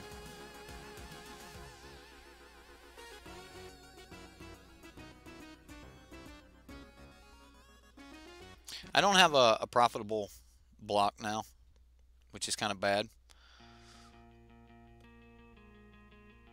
Yikes. I mean, he's got one card left in hand. I don't know what it's going to be. Kumena. No. Come on, untap land. Untap land. That is not an untapped land.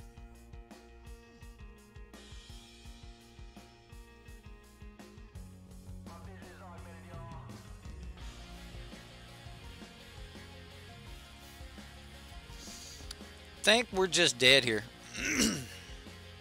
Don't.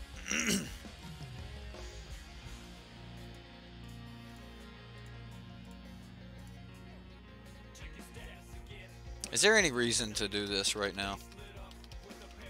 I think I actually have to kill like a Mistbinder and then block something. I think I'm just dead anyway. I mean, he just makes this unblockable, this unblockable. We gain 2.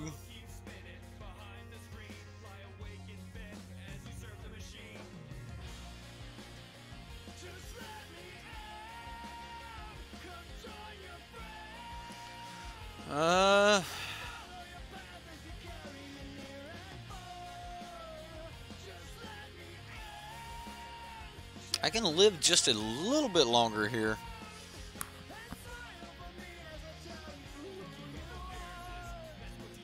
Wow. Chat got away from me. You guys are talking about glory bringers and stuff. Blue, red, green, teamer. Sounds pretty... Let's see, what... You're trying to learn all the 3-color names. Well, we knew them all by one thing a while back, and now they're all something else. I mean, I could shoot it, but then he just swings with everything, and I'm dead anyway. So, Golden Demise. Now, I think Golden Demise is the big card I need here.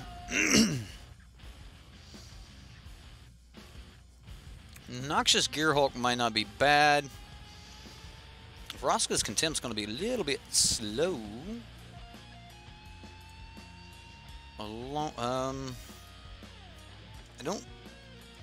This might be a Carnage Tyrant matchup, but I don't actually think it is. I would rather have Demon of Dark Schemes than Carnage Tyrant. So maybe this is not a Carnage Tyrant matchup. I also don't think this is a Vraska matchup, so I'm going to take Vraska out as well. Maybe Essence Scatter. I can see that, but I think this deck needs Yahini's expertise over Golden Demise. Anything you're going to want to wipe, you probably want more than 2. Or more than 2 damage. I mean, Fiery Cannonade was okay, but that's instant speed, so I can kind of make do with that being only 2 damage, but Black Merfolk would be interesting to see exist. Right, so we could do like Sultai Merfolk. Man, that would be cool. I'm wanting to try like a Bant or Sultai version of Merfolk, just see what happens, but... Alright, well, I'm going to keep. This is not the greatest hand, but I'm going to keep. And we'll just chart a course next turn, throw some stuff in the grave.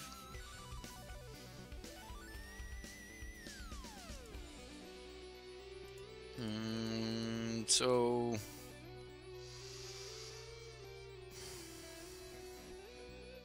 I've already got a green, so I'll get rid of the green land.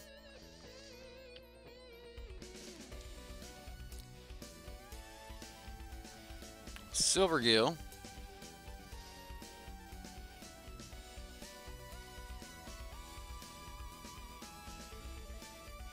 Another Blooming Marsh, okay.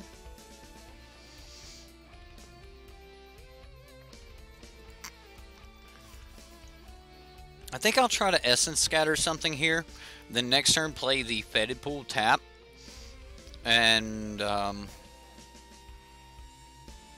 yeah, we'll Essence Scatter something, play the Fetid Pool tap. If he doesn't have a land drop and he just passes, then I'll cycle the Fetid Pool maybe. Branchwalker looking for a land maybe.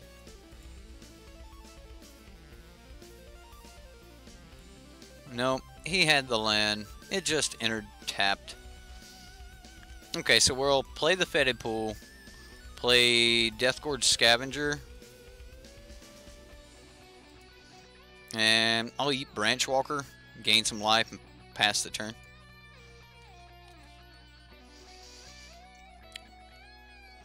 The Sig River Cutthroat. Oh man, another Kamina Speaker in hand.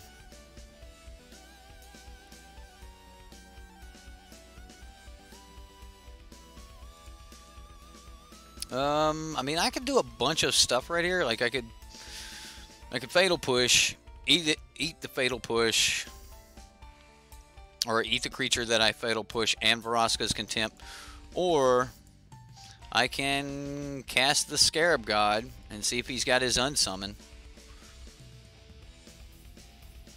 I mean, if he doesn't have the unsummon, we might be able to take this game away from him because we have the kill spells. So we will see. I am going to attack. And I'm just going to eat Forced. It's a non-creature, so I'll get the pump from that. And this should get us through the Silvergill Adept. And of course, he's not putting anything in the grave. With nothing currently in the grave, the Scarab God doesn't look as threatening. But we know how that works. There's like 8 black merfolk? Really? I didn't know that. So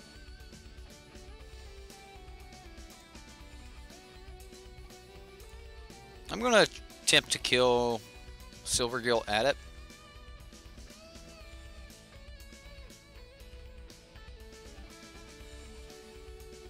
Swift Warden. Okay, well, then I will just draw a card. Strategic Planning.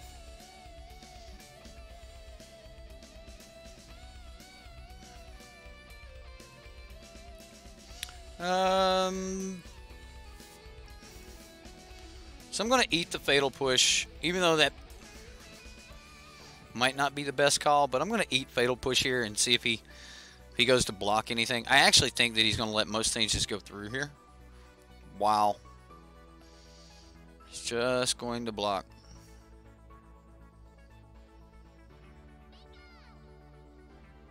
You put everything in front of this.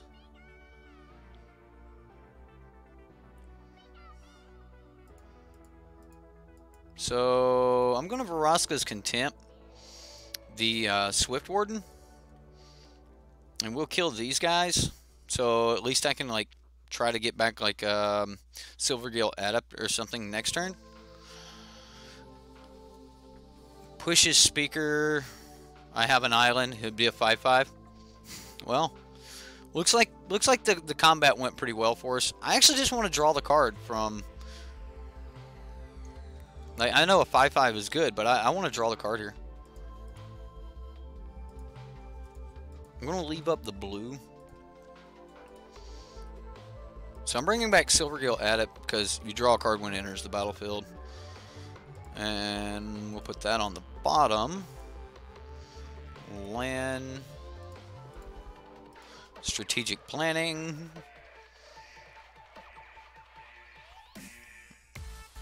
Fatal Push, maybe? Yeah, I think so.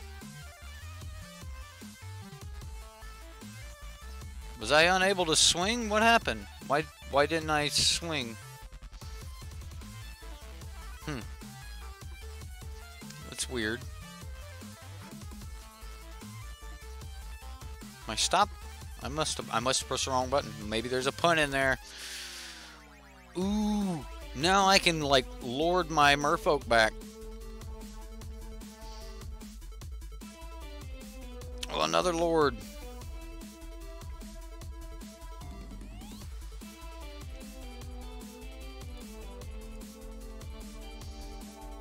So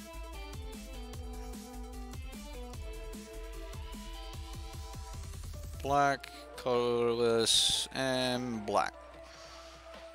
And we're gonna go Merfolk Mistbinder. It's a zombie though, they're all zombies. No! We're gonna put bottom, top. That's gonna be worth having.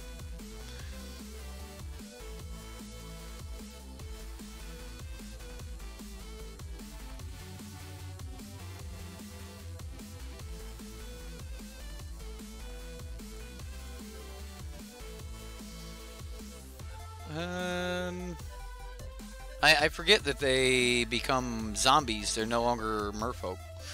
I'm going to eat my own Chart of Course here. It's a sorcery.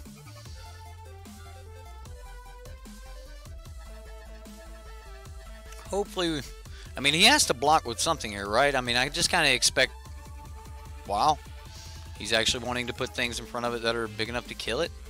He's going to put himself at 1. Can he kill me on crackback here? I don't know. Anyone know the value of a new foil opt promo? I do not. An opt promo. That seems nice. Oh, wow, opponent. Getting in there.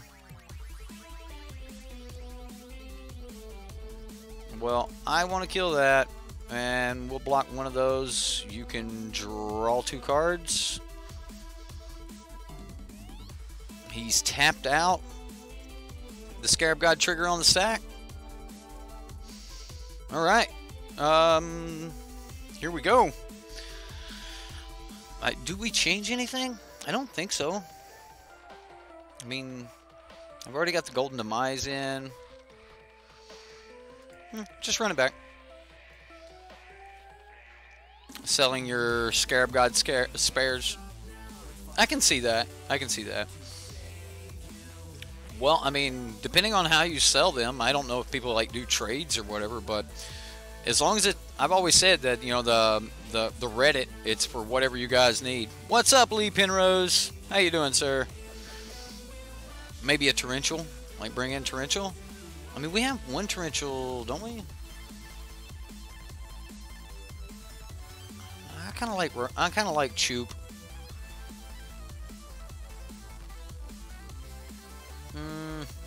No torrential. Sorry.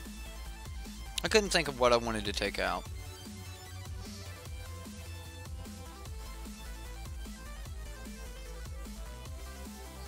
This is fine. I mean, we've got a ton of land.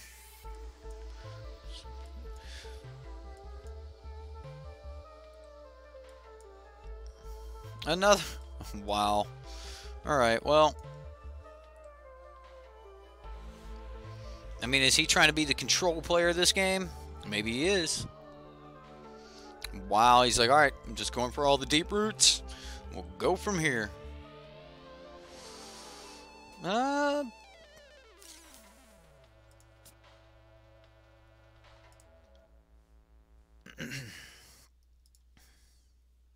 we just go for the no value?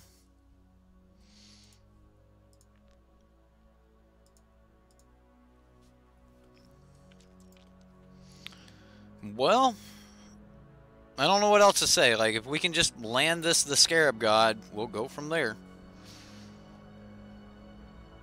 Alright, so there's a Branch Walker. We'll see if he hits a land. He got a Woodland Stream.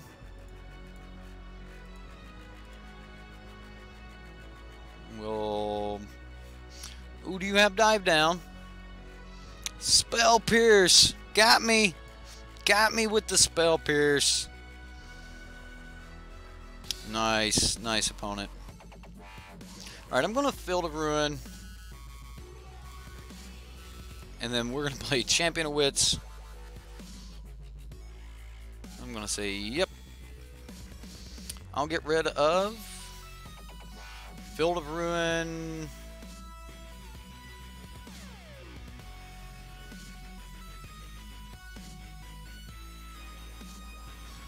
Field of Ruin Island, or yeah, so I can play Field of Ruin next turn, and then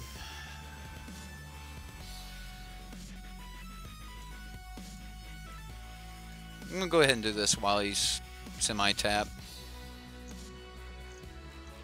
All right, so next turn I go Field of Ruin, the Scarab God, and then the turn after that, we need to draw into some stuff here. We need to be able to deal with these hexproof guys. This is going to be a problem.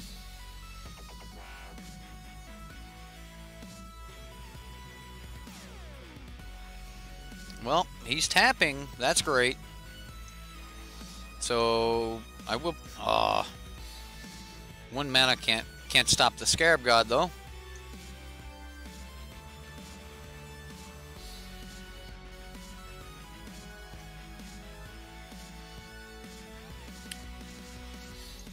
Okay, here we go.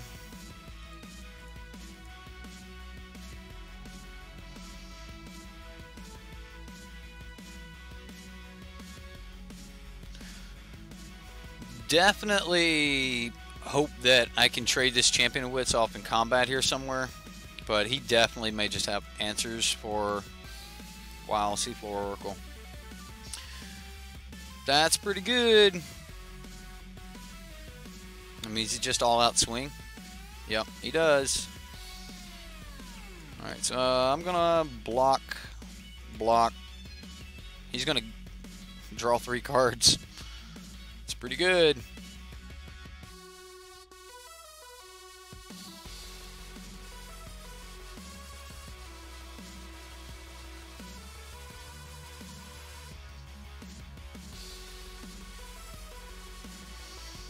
Okay, so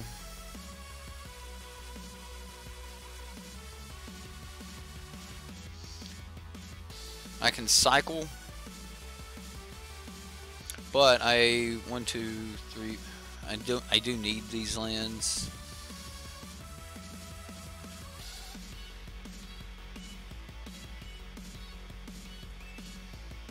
I do need a blue source.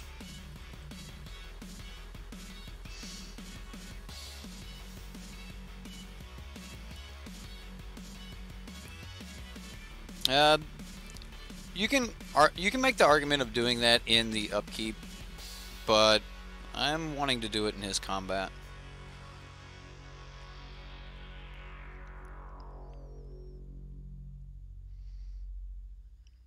Silvergill. All right.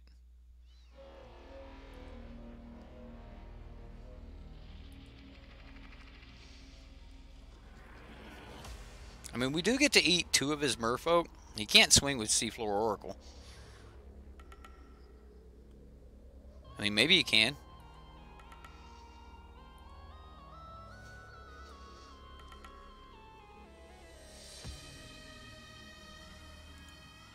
Alright, well, I'm going to take Champion of Wits.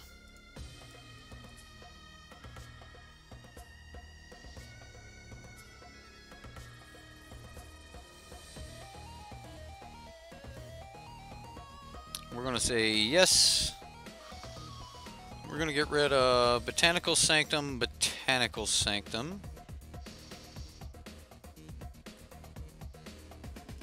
We'll block. Fortunately, I got to take the rest of it. Do I cycle here is the question.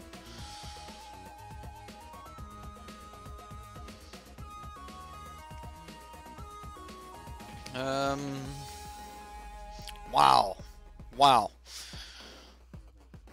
Still leave champion promo. You guys are loving some promos, aren't you? All right, I'm cycling.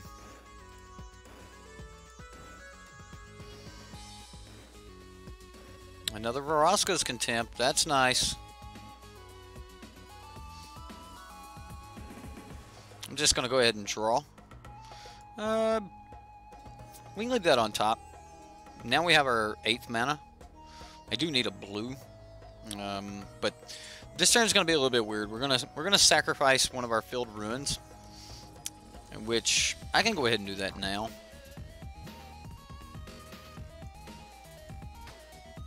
We're going to hit that Hashep Oasis.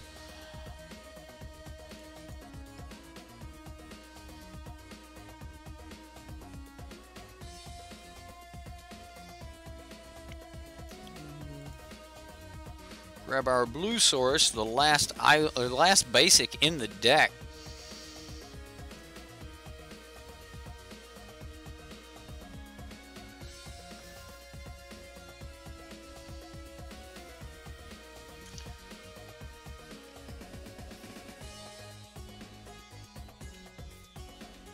Do I want a Vraska's Contempt or...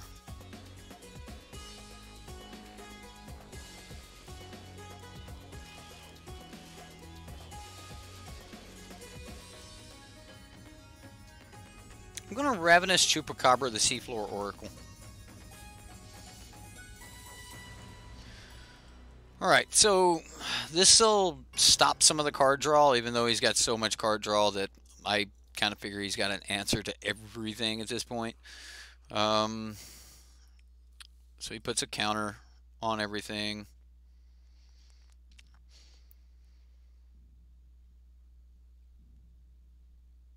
Now next turn we can bring back 2 creatures per turn, and at that point we're kind of praying he doesn't have a River's Rebuke. No, not a Mistbinder. That gets big. That's pretty big. That is pretty big. No, not another. Can't hack it. It's too much. It's too much.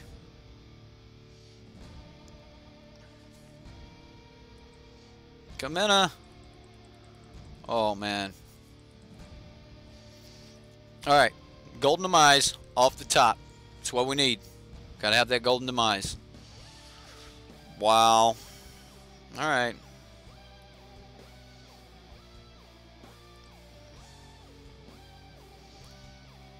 Alright, so the play would be Golden Demise, and then Merfolk. We would just kill the Merfolk. Mistbinder. Block here. Block here.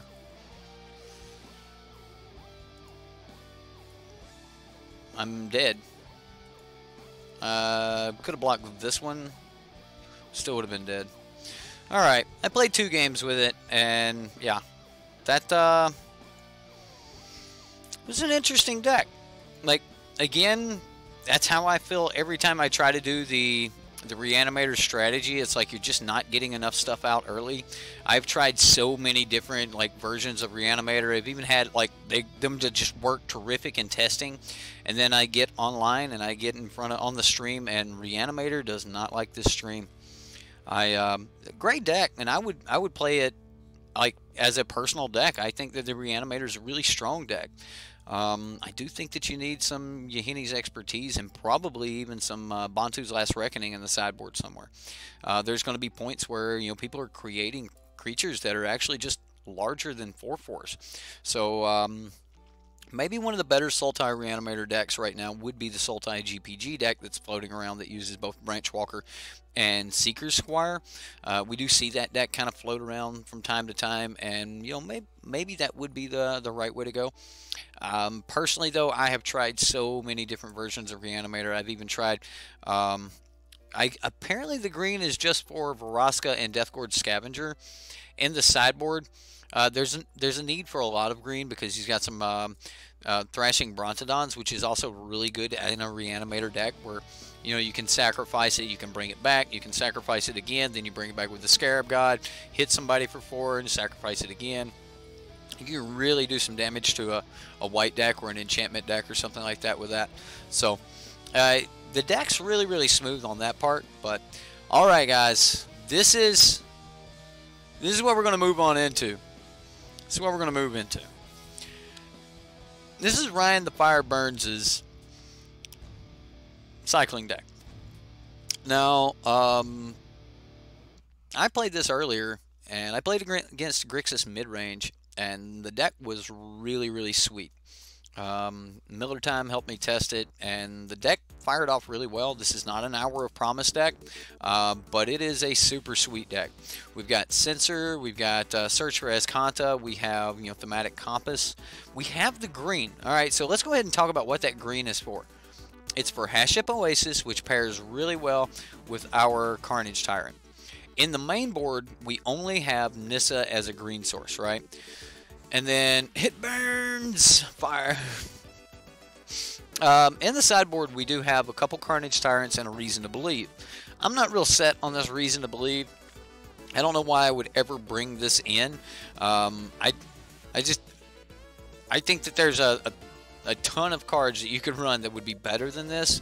But hey, I mean, if you know that you've got some creatures and stuff, but there's just not enough of a creature count for you to just kind of hit that scry mark. unless you're just like trying to scry with Nissa or something. So I don't really like Reason to Believe. I would personally rather have like Spring to Mine, because like mine would just be like draw 2 cards. So and that's instant speed, and you can do that late game. Now this is a cycling deck. We have Abandoned Sarcophagus. We've got, you know, Countervailing Winds, Gideon, Cast Out, Hieroglyphic Illumination, Censor, like a bunch of cycling cards here. But we've also got, you know, Fumigates. We've got Settle the Wreckage, Drakehaven.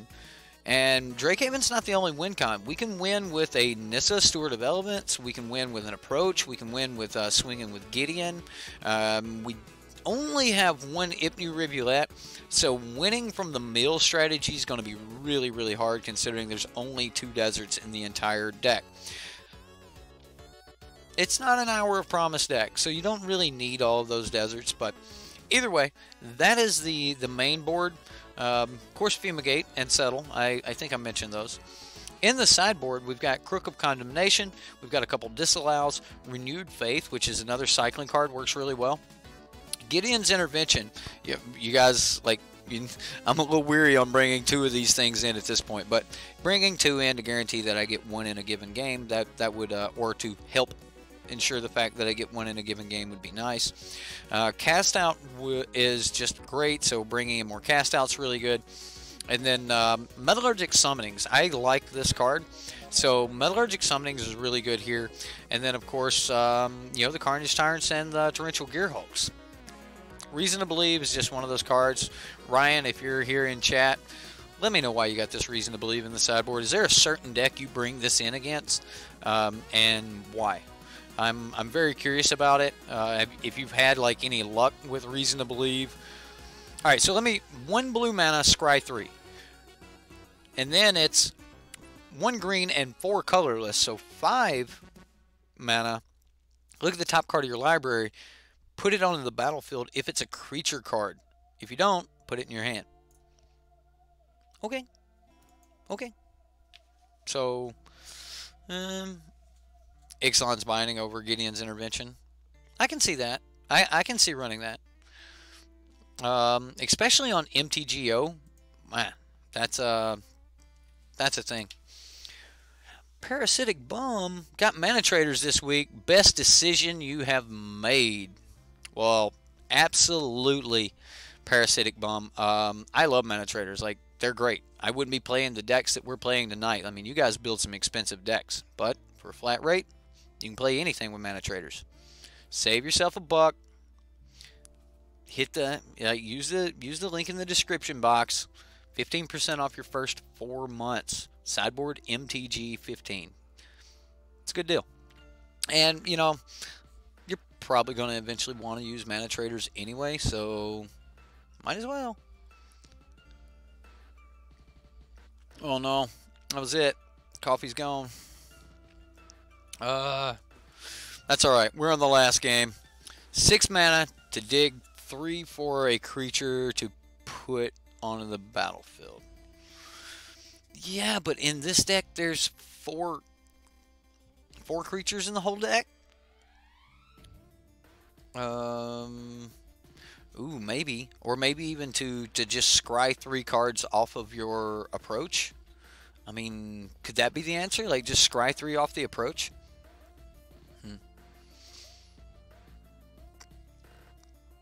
The deck did look really sweet. Like, when I played it earlier, I played against Grixis, and man, it played really well against Grixis. Clam Handler. Hey, we won the dice roll. Oh, okay. I mean, this is going to be a cycling hand. I'm even going to cycle this, I think.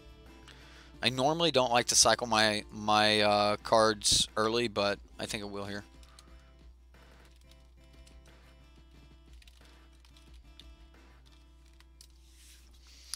All right, so we've got a nice opponent here.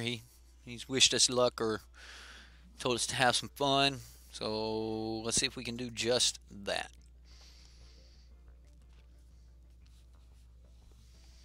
I don't think I cycle Cast Out here. I mean, maybe there's some in the deck.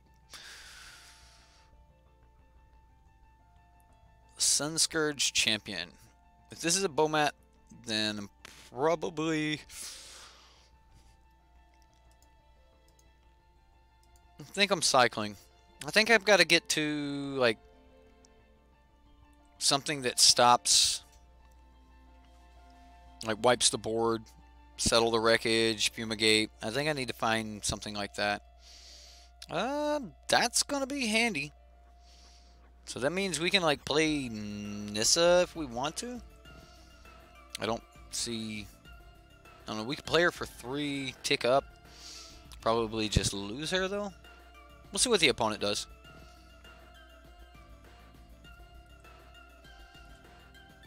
But ticking up Nissa would help us dig. His name is Clam Handler.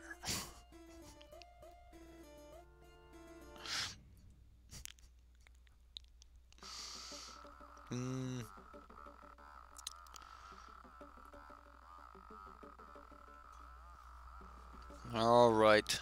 I am not allergic to shellfish. I love seafood, shellfish, scallops. Does crawfish count? Does crawfish count as shellfish?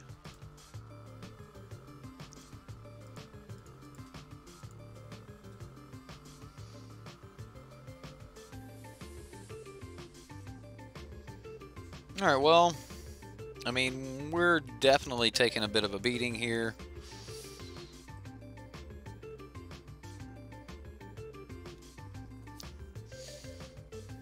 On-crop crasher. Alright, so this is happening. Can we get there? Oh my goodness. I need ramp. I need ramp. I need board wipes, what I need.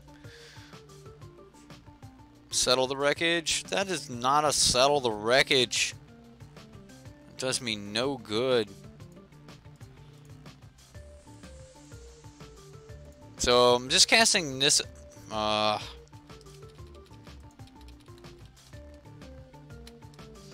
So green, blue, white, white. I've got to dig. So we're going to cast Nissa for 2. Tick her up.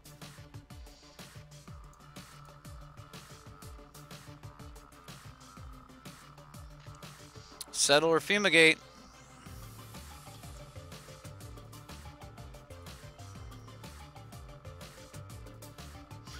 One, two, three, four. So I could draw a land after this. I could be okay with that. So yeah, I'll put that on top, then put that on top. Pass. See if this buys us any time, or does he just go like land on crop crasher, you're dead. Or lightning strike, swing, you're dead. I mean, he's got so many outs, and he's got 4 cards in hand. He just needs another 3 mana haste, or to be able to do 3 damage this turn. So, yeah. Yep. Ah, wow.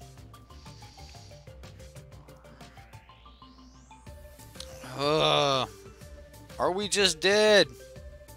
Does he put anything towards Nissa?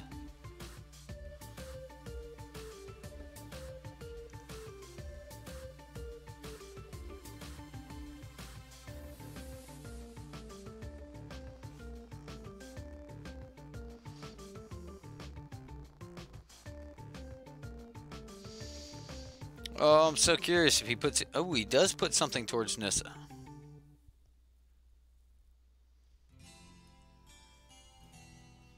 Wow, okay. So he's going to attempt to kill Nissa.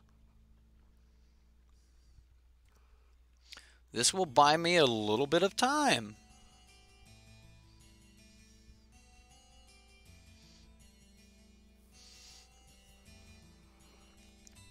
Does he use his red source here? No, he did not. Opponent.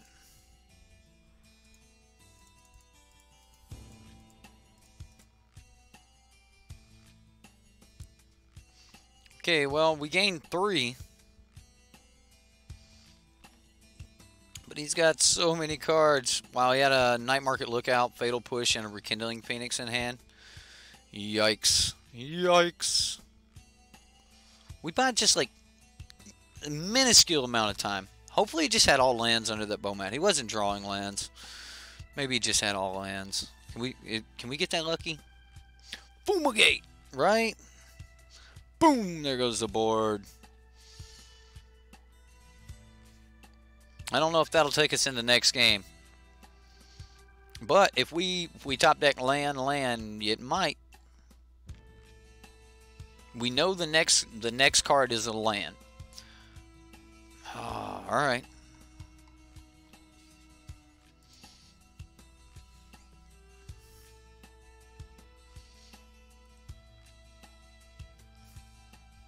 So I can counter something here. Did he use his... He has not cast a black spell, and he did not need the red to cast... Like, he used his energy on the Hazard. I'll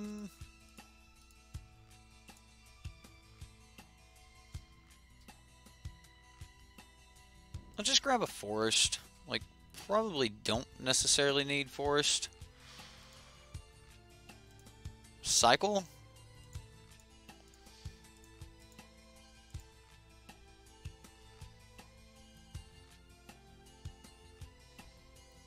Sensor.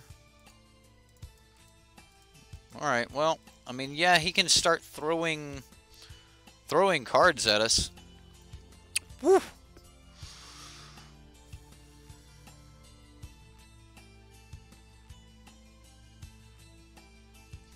Okay, well, he can only throw cards at us now. We can actually stop...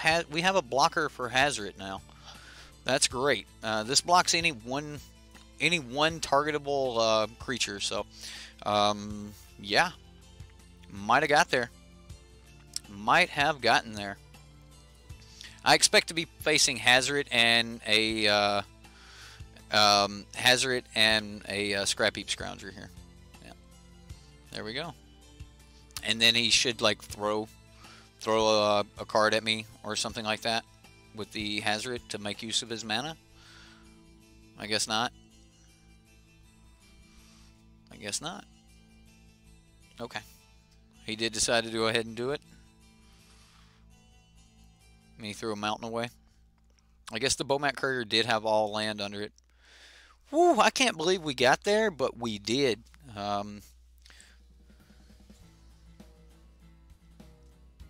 I mean, he's not going to stop this.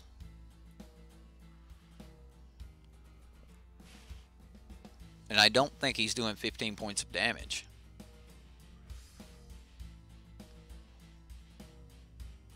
Sure.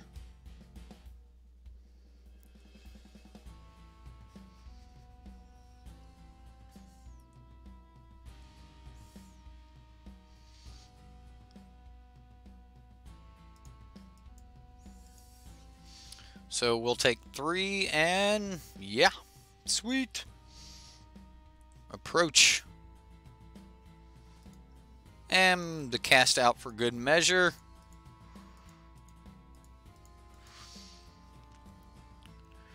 Ryan has been working on this deck for a long time. And it's interesting to see that he just dropped. Like, he's still Bant, but there's no hour. I think that's pretty cool. So Torrential Gearhulk's really good against red deck because we can bring back the Settle the Wreckage and stuff. I'm going to take out one Abandoned Sarcophagus. I'm actually going to take out 2. I don't think I'm going that route. I don't think I'm going to have the chance. Sensor's really good against red deck. So is Gideon. Thematic Compass is good. I mean, we need to hit our land drops. Do we bring in Reason to Believe? Where are you, Ryan? Where are you?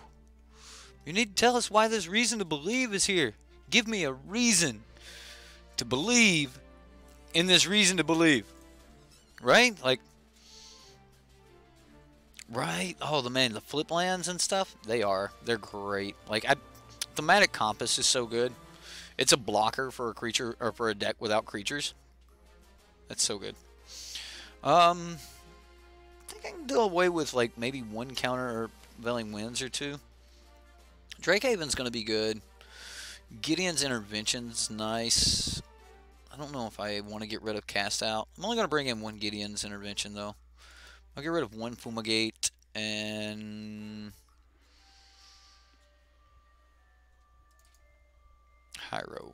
I'll get rid of one Hyro. Maybe it should have been a Censor instead of a Hieroglyphic Illumination. Maybe we should have brought in Metallurgic Summonings. Ooh, wow. Alright, well, we're going to be cycling, so... Red deck on the play. Uh-oh, there's the Bowmat. He's doing this. Alright, we do need another land. And there it is. There it is. Okay, so we got to get to Drakehaven, start making Drakes, bide time for everything else. So does that mean, when do I have a chance to put down Thematic Compass? Like, do I just do it this turn because I don't have another option, or do I keep up Censor for next turn?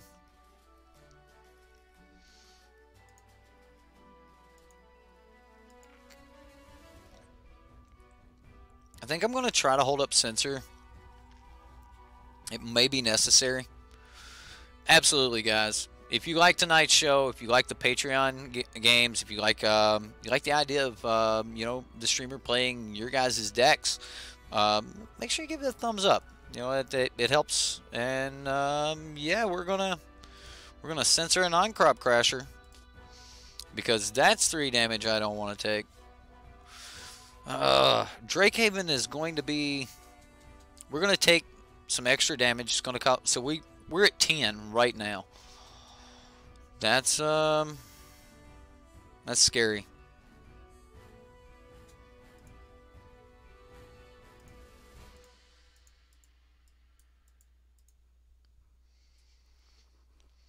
Okay.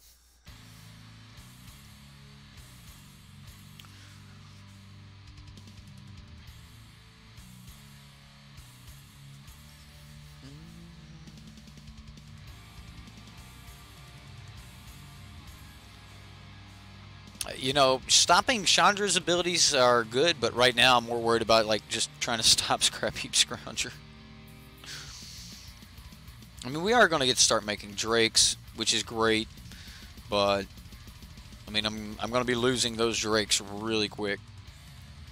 Alright, so, like I said, we're at 10 life. Now we get to start doing things. Yeah. Gonna be a little dangerous. I think I play Thematic Compass here, though. Night Market Lookout. Yikes. I guess not. We can make 2 Drakes. Cost 1 to make a Drake. Alright, well, I'll make 2 Drakes, block a couple things. I guess it really just depends on what he plays.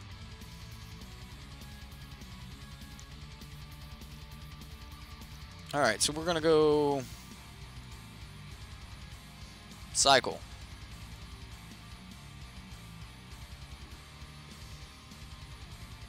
And pay a colorless.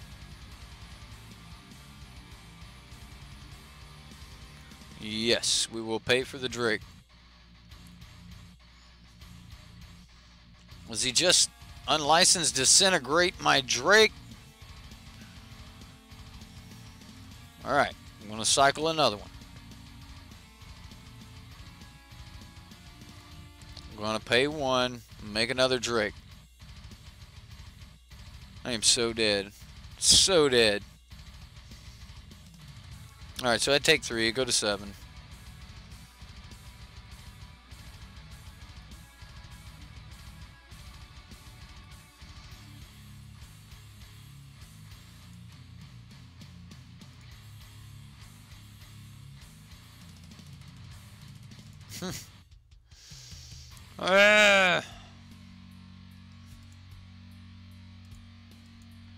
So we have to draw, we have to block a scrounger.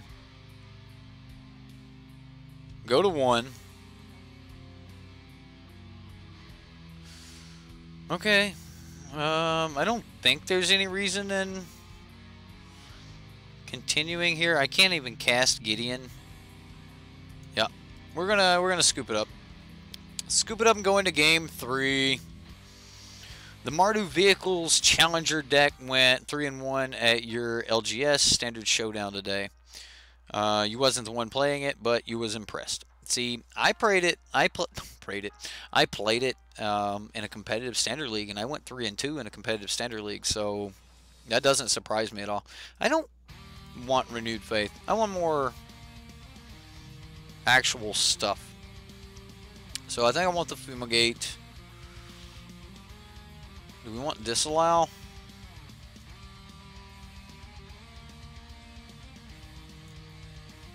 This might be handy. I think I'll play it like this. We do need a hand with Settle the Wreckage. We need a hand with some white land. Countervailing Winds. We get Search for Escanta. At least we have something going on. Alright, so I'm going to play the Fortress first. So I can play Haship Oasis second. And then play Search for Escanta, which is a little bit slow.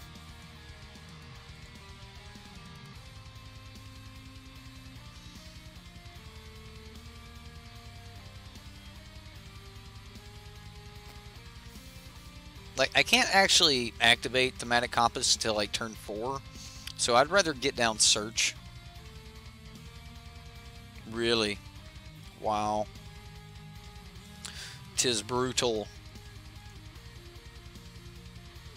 At least he came in tap. I mean, him being on the draw,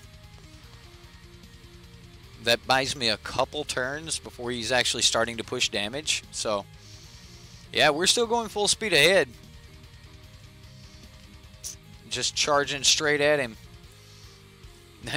This does nothing because of no cards in the grave. Untap land. Come on. Untap land off the top. Island or plains.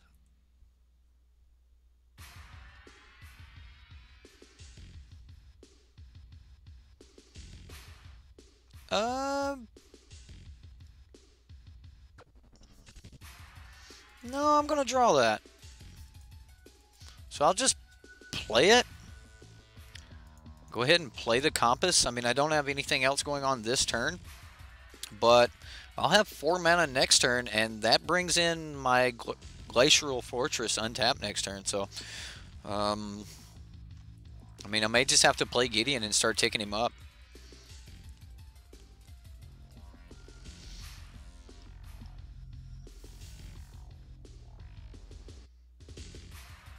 On Crop Crasher. Well, that's not cool. Where's the Settle the Wreckage? Come on, settle. Come on, settle.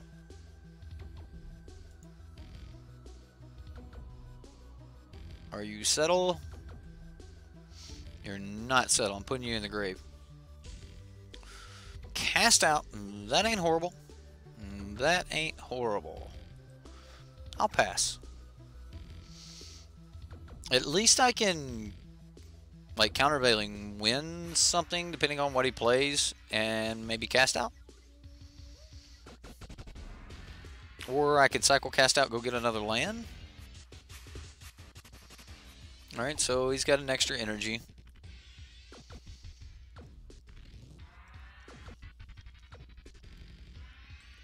Kind of expect Phoenix this turn. Don't forget to smash that like button.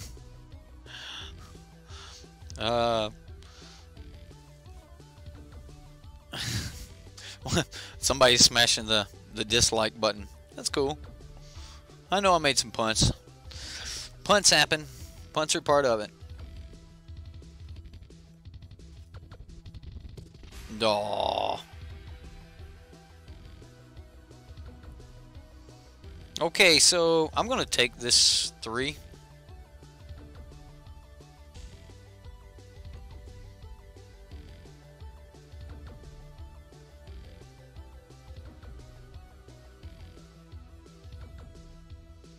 blasting cannons.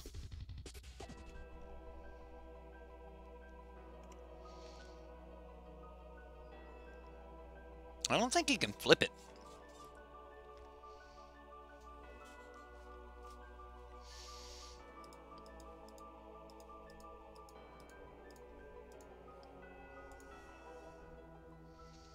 So we're just going to go cast out. And I'm going to cast out the Scrap Heap Scrounger. And hopefully we'll get a land. Drakehaven, put it in the graveyard. Yep. We got a land. We're going to go Senor Gids.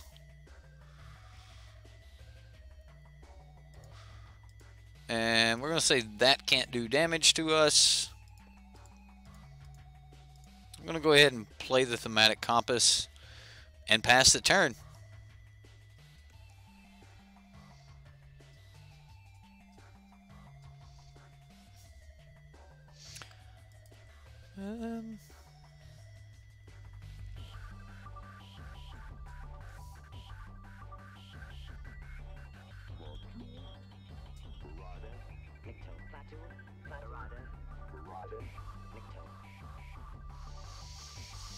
All right, well, here we go.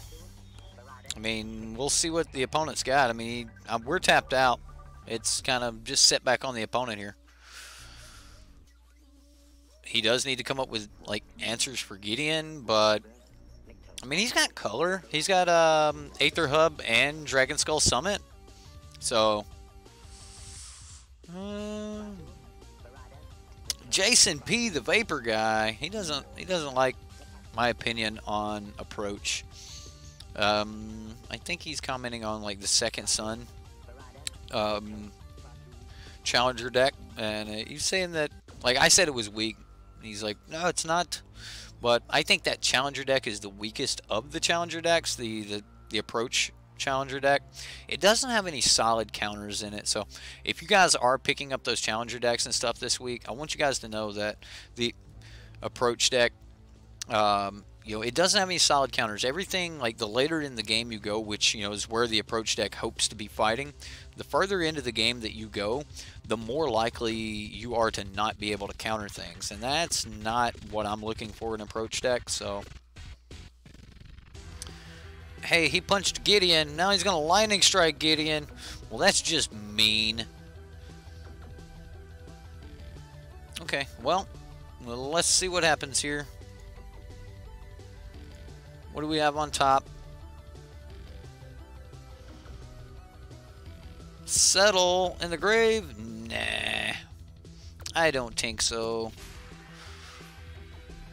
Well, this is not great. I guess we just settle here? We'll find out. Like, might get through this with a settle. Vraska's Contempt entered the exile zone. We won't be casting that. Ooh.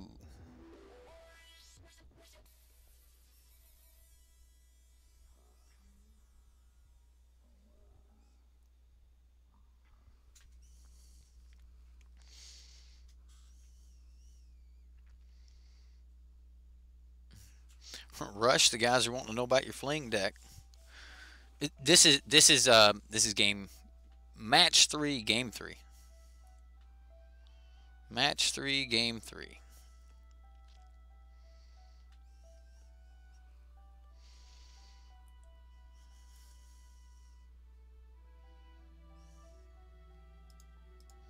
Well, as much as I don't want to help the opponent get more land, I want to get rid of this stuff. So that's where we're going with it. Yep, he got the land he needed to be able to do the things he wanted to do. Which means, I guess,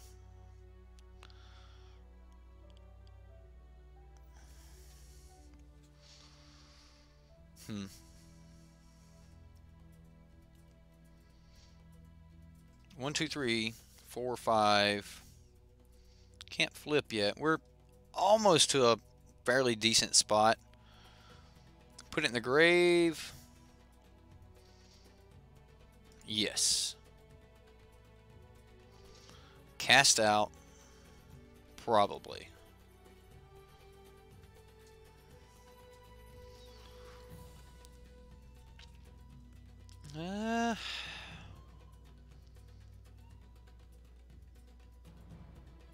I'm going to pass. He's only got 2 cards in hand. I'm going to hold cast out up. Hazard the Fervent enters the exiled zone. Well, that's a card.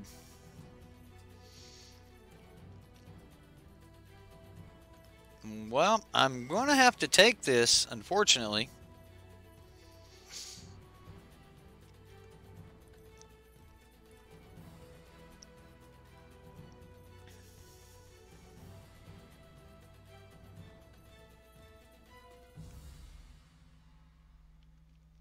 Does he try to cast the Hazard here? He did. Okay, so I'm going to cast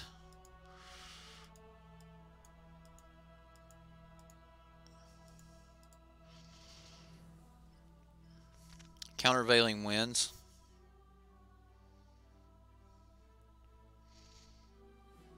And I think I dump whatever the next card is, no matter what.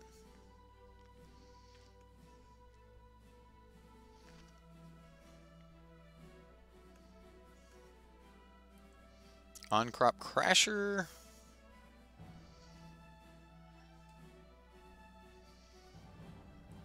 Alright, well. So we go... Oh, man.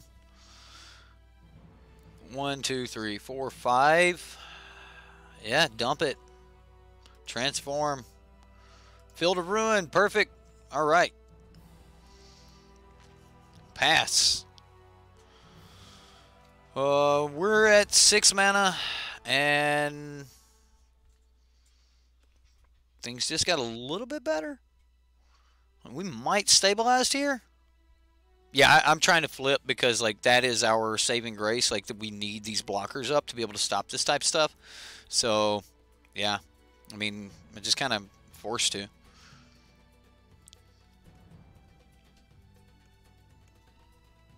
I mean, now he's got a Rekindling Phoenix that he gets to cast, which means I cast out the Rekindling Phoenix, and then we stop the On-Crop Crasher and the Scrap Heap Scrounger from swinging.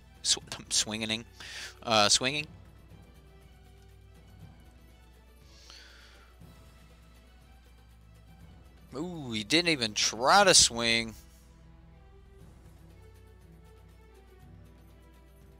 So is this the Phoenix? Alright, well, I'm going to go... I'm going to go cast out on Senior Phoenix. And then we're going to search for Azcanta. Cancel. Let's get into that end step before we use priority. Alright, what do we have? We have Sensor, Hieroglyphic Illumination, Nissa. I don't think we're closing this game out, so I don't think Nissa is the way to go. I'm going to go with the Hieroglyphic Illumination. We'll say any order. Another land. Okay. Well. Vance's Blasting Cannons. Whew. Have I ever heard of the Scottish team vault? No, I have not. The Scottish team vault. That's Sideboard MTG. Sideboard.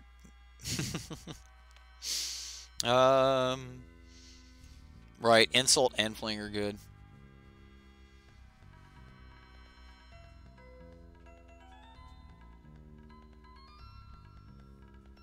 How'd I get rid of Hazard? I countered it with Countervailing Winds.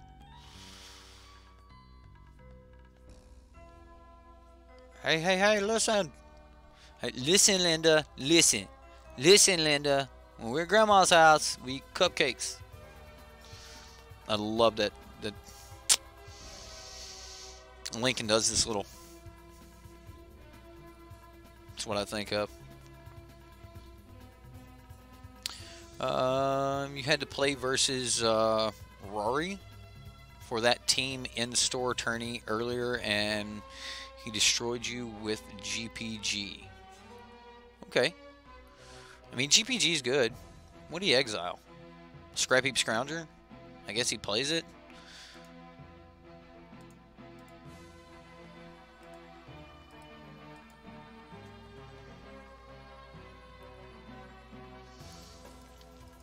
I'm going to draw 2 cards here.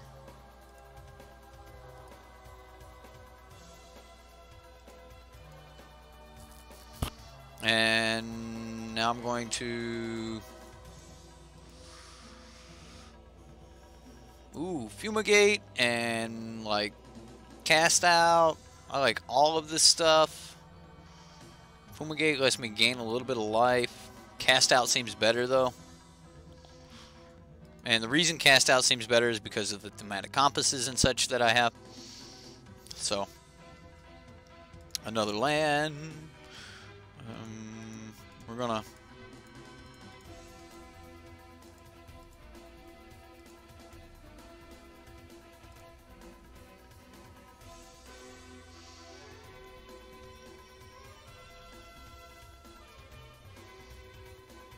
And...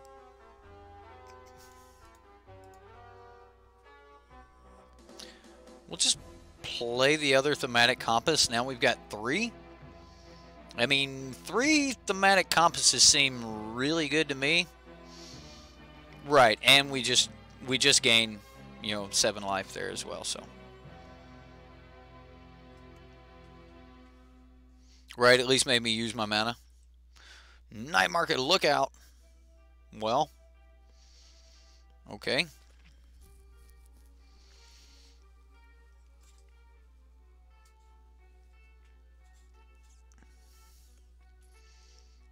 Does he have another haste guy? Can he flip? Ooh. Ooh, can you cast another spell, opponent? He's going to flip the Vance's Blasting Cannons. He's going to flip it. Oh, no, he's just throwing stuff at me. I thought he was going to flip the Vance's Blasting Cannons. Hey, Scoop. I think he was beat anyway. I'm not 100% on that. Like, he might have had a way to come back. I'll draw some cards. We'll see. Okay. All right. So, yeah. If I would have got a sensor, cycled the sensor, there would have been an approach right there, and it would have just been game, which I technically could have done all of that next turn. Yeah. Or if nothing else, it would have been like search for his content. There wouldn't have been an approach there. So, yeah. We had the answers there. And there were 2 settles before we got to the next approach. So, next turn, yeah, that's pretty good. Ryan the Fire Burns, man. You have worked on these 4-color decks for a while. I'm really happy with what you've got here. I do like it. I don't have a lot to say about what you guys brought this week. I mean, you guys didn't, like, bring much for me to work on. They're just really, really good... just really good decks, man. These were great. What would you do as Sultai Energy versus GPG? Crook. I mean, Crook is like the best thing that you can get. I mean, Crook's just great. But yeah, I could have used and dug. I mean, either way, we were within the next 2 turns. We were about to have that approach. So, yeah. I think that if you're worried about GPG, if you're worried about the Scarab God, you need some Crooks in the graveyard. If you're running any non-colored lands that are like not Field of Ruin and Scavenger Grounds, then like those are the 2 most important cards as far as like colorless lands go. Those are the 2 most important colorless lands that you can be playing with right now. Field of Ruin to be able to, you know, destroy Search for Azcanta, to be able to destroy Spires of Araska. We've just seen me play and win a game with the flip land, the Blasting Cannons. We just seen the opponent play with Blasting Cannons. Crook, Silent Gravestone. Silent Gravestone's great if you're going to play the Embalm deck. I actually think that the Anointed Procession and Bomb deck right now, like the one we played against earlier, is in a really good spot right now. Like tier 1.5, I mean, the deck can really take some games. Trying to think of some other things, but for the most part, that's kind of where we're at. Definitely want to give some shout outs to everyone that you know, posted their decks, you know, the Brew crew and everything. I guess that's Saffron Olive's crew, right? Or like the Brew crew. But anyway, like the guys from Patreon, those, like, you guys are all awesome. I am going to be going through tomorrow. We're not resetting you know, the brew date, like, so for Subscriber Sunday, you know, every time a new block comes out, I say, okay, we got to start building new from here. So I'm going to be going through tomorrow, and I'm going to try, you know, pull some decks, and we're going to be playing Subscriber Sunday. And if you make an EDH deck, well, I play it for a Patreon games. If you want that to be your deck for the month, then sure. But I am not real good at playing Commander on MTGO. I mean, I'm not real huge in the Commander format, period. But so it may just be like we come up against some broken Commander deck, and then it's just over. So I'm going to say, if you do build your Commander deck and you want me to play it, don't go on a budget. Like, go all out. Go 100% hardcore, because every Commander deck I have tried to play online, these guys are playing competitive Commander, and they just rock people. So go all out. I mean, we have mana traders. We can get, you know, pretty much any card we want. So, you know, we can get the card. So if you want to do it, then yeah. Yeah, I just don't have a lot of experience with Commander. It's kind of one of the things I'm excited about for Brawl. Brawl has just sounded like a great format for a standard player like myself to get into. So I'm extremely excited to see that when it comes out on MTGO, and expect that we'll be playing a Brawl deck at least once a week. So, or, you know, at least once every other week, something. I'm going to be trying to play some Brawl. So, right. Yes, Brawl is going to be on MTGO. So, those of you that want to get in on that format and you haven't played MTGO, you know, go ahead, get you an account set up. It's only like $10 for MTGO. After you get that, you're going to want to have that account for a little while to create a history on it, so that you have some credit when it comes time to go to Mana Traders and start renting cards, right? Mana Traders is a trust-based system. I mean, yeah, you're going to have to give them some money to as collateral for the initial trust, but, you know, they don't like just brand new accounts. So if you haven't decided to get MTGO yet, Arena is not going to be replacing MTGO. The more I play Arena, the more I understand MTGO is not going anywhere. Yeah, we argue about it. We, you know, kind of hate the build from time to time, but when it comes down to it, this is our Magic format for real competitive Magic. So yeah, if you guys want to build on a budget or not, remember, you know, the channel can play everything, and if you want to play everything, Mana Traders, use the link in the description, SideboardMTG15, and that'll help you out. Tyler, hey, thanks for playing tonight, Tyler. It was really great. Where your whole deck has to be 3 ticks or under. Oh wow. Who play 3DH? That's funny. 3 ticks or 3 pips, like 3 converted mana costs or under. Because there's a format called Tiny Leaders that everything in the deck has to be 3 converted mana cost. It's rare that people talk. You're right, it is. And okay, 3 tickets, so everything's got to be budget. That's kind of cool. That's kind of like a Pauper version. What I actually expect to come out of this Brawl format is, I expect that if it's good, they're going to go, okay, we're going to have Brawl Standard, we're going to have Brawl Modern, Brawl Legacy, Brawl, like, you're going to have all the different ones if it's good. So that's going to be really, really cool, a singleton format that they can regulate. So I'm kind of excited about it. I think that one of the things that hold a lot of people off of certain, formats is the fact that they are not meant to be competitive. And a lot of us are just really competitive players, and we want to be competitive even when we're not chasing the Pro Tour. Because let's face it, aren't we all like kind of chasing the Pro Tour at all times, right? We always want to win. So, when you're playing decks that, oh yeah, you can play that and you can play in a pod, but your friends might get mad if you don't, like if you play cards that are just broken. Well, wait a minute, you telling me to pull my punches? Come on, But yeah, I think it's going to be great, like to give that competitive edge to EDH or to a singleton format. So, right, yeah, MTGO ain't going anywhere. And the more I play Arena, the more evident that is.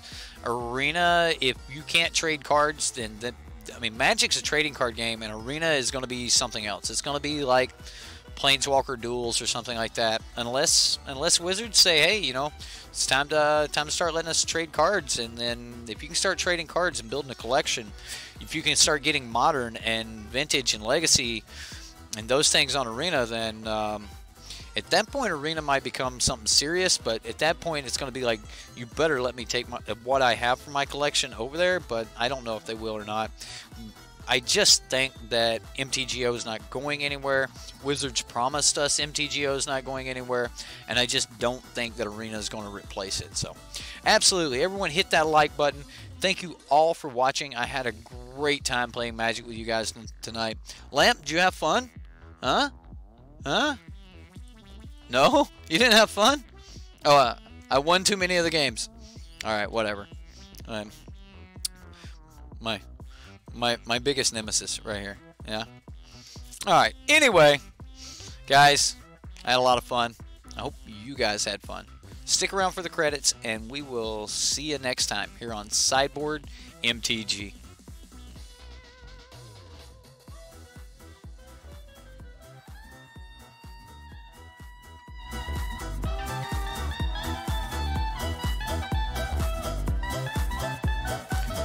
For those of you wondering, this song is Caravan Bowser. You can find it on OC Remix. Awesome song. You want to have an upbeat time, you just want to feel good? Put this bad boy on.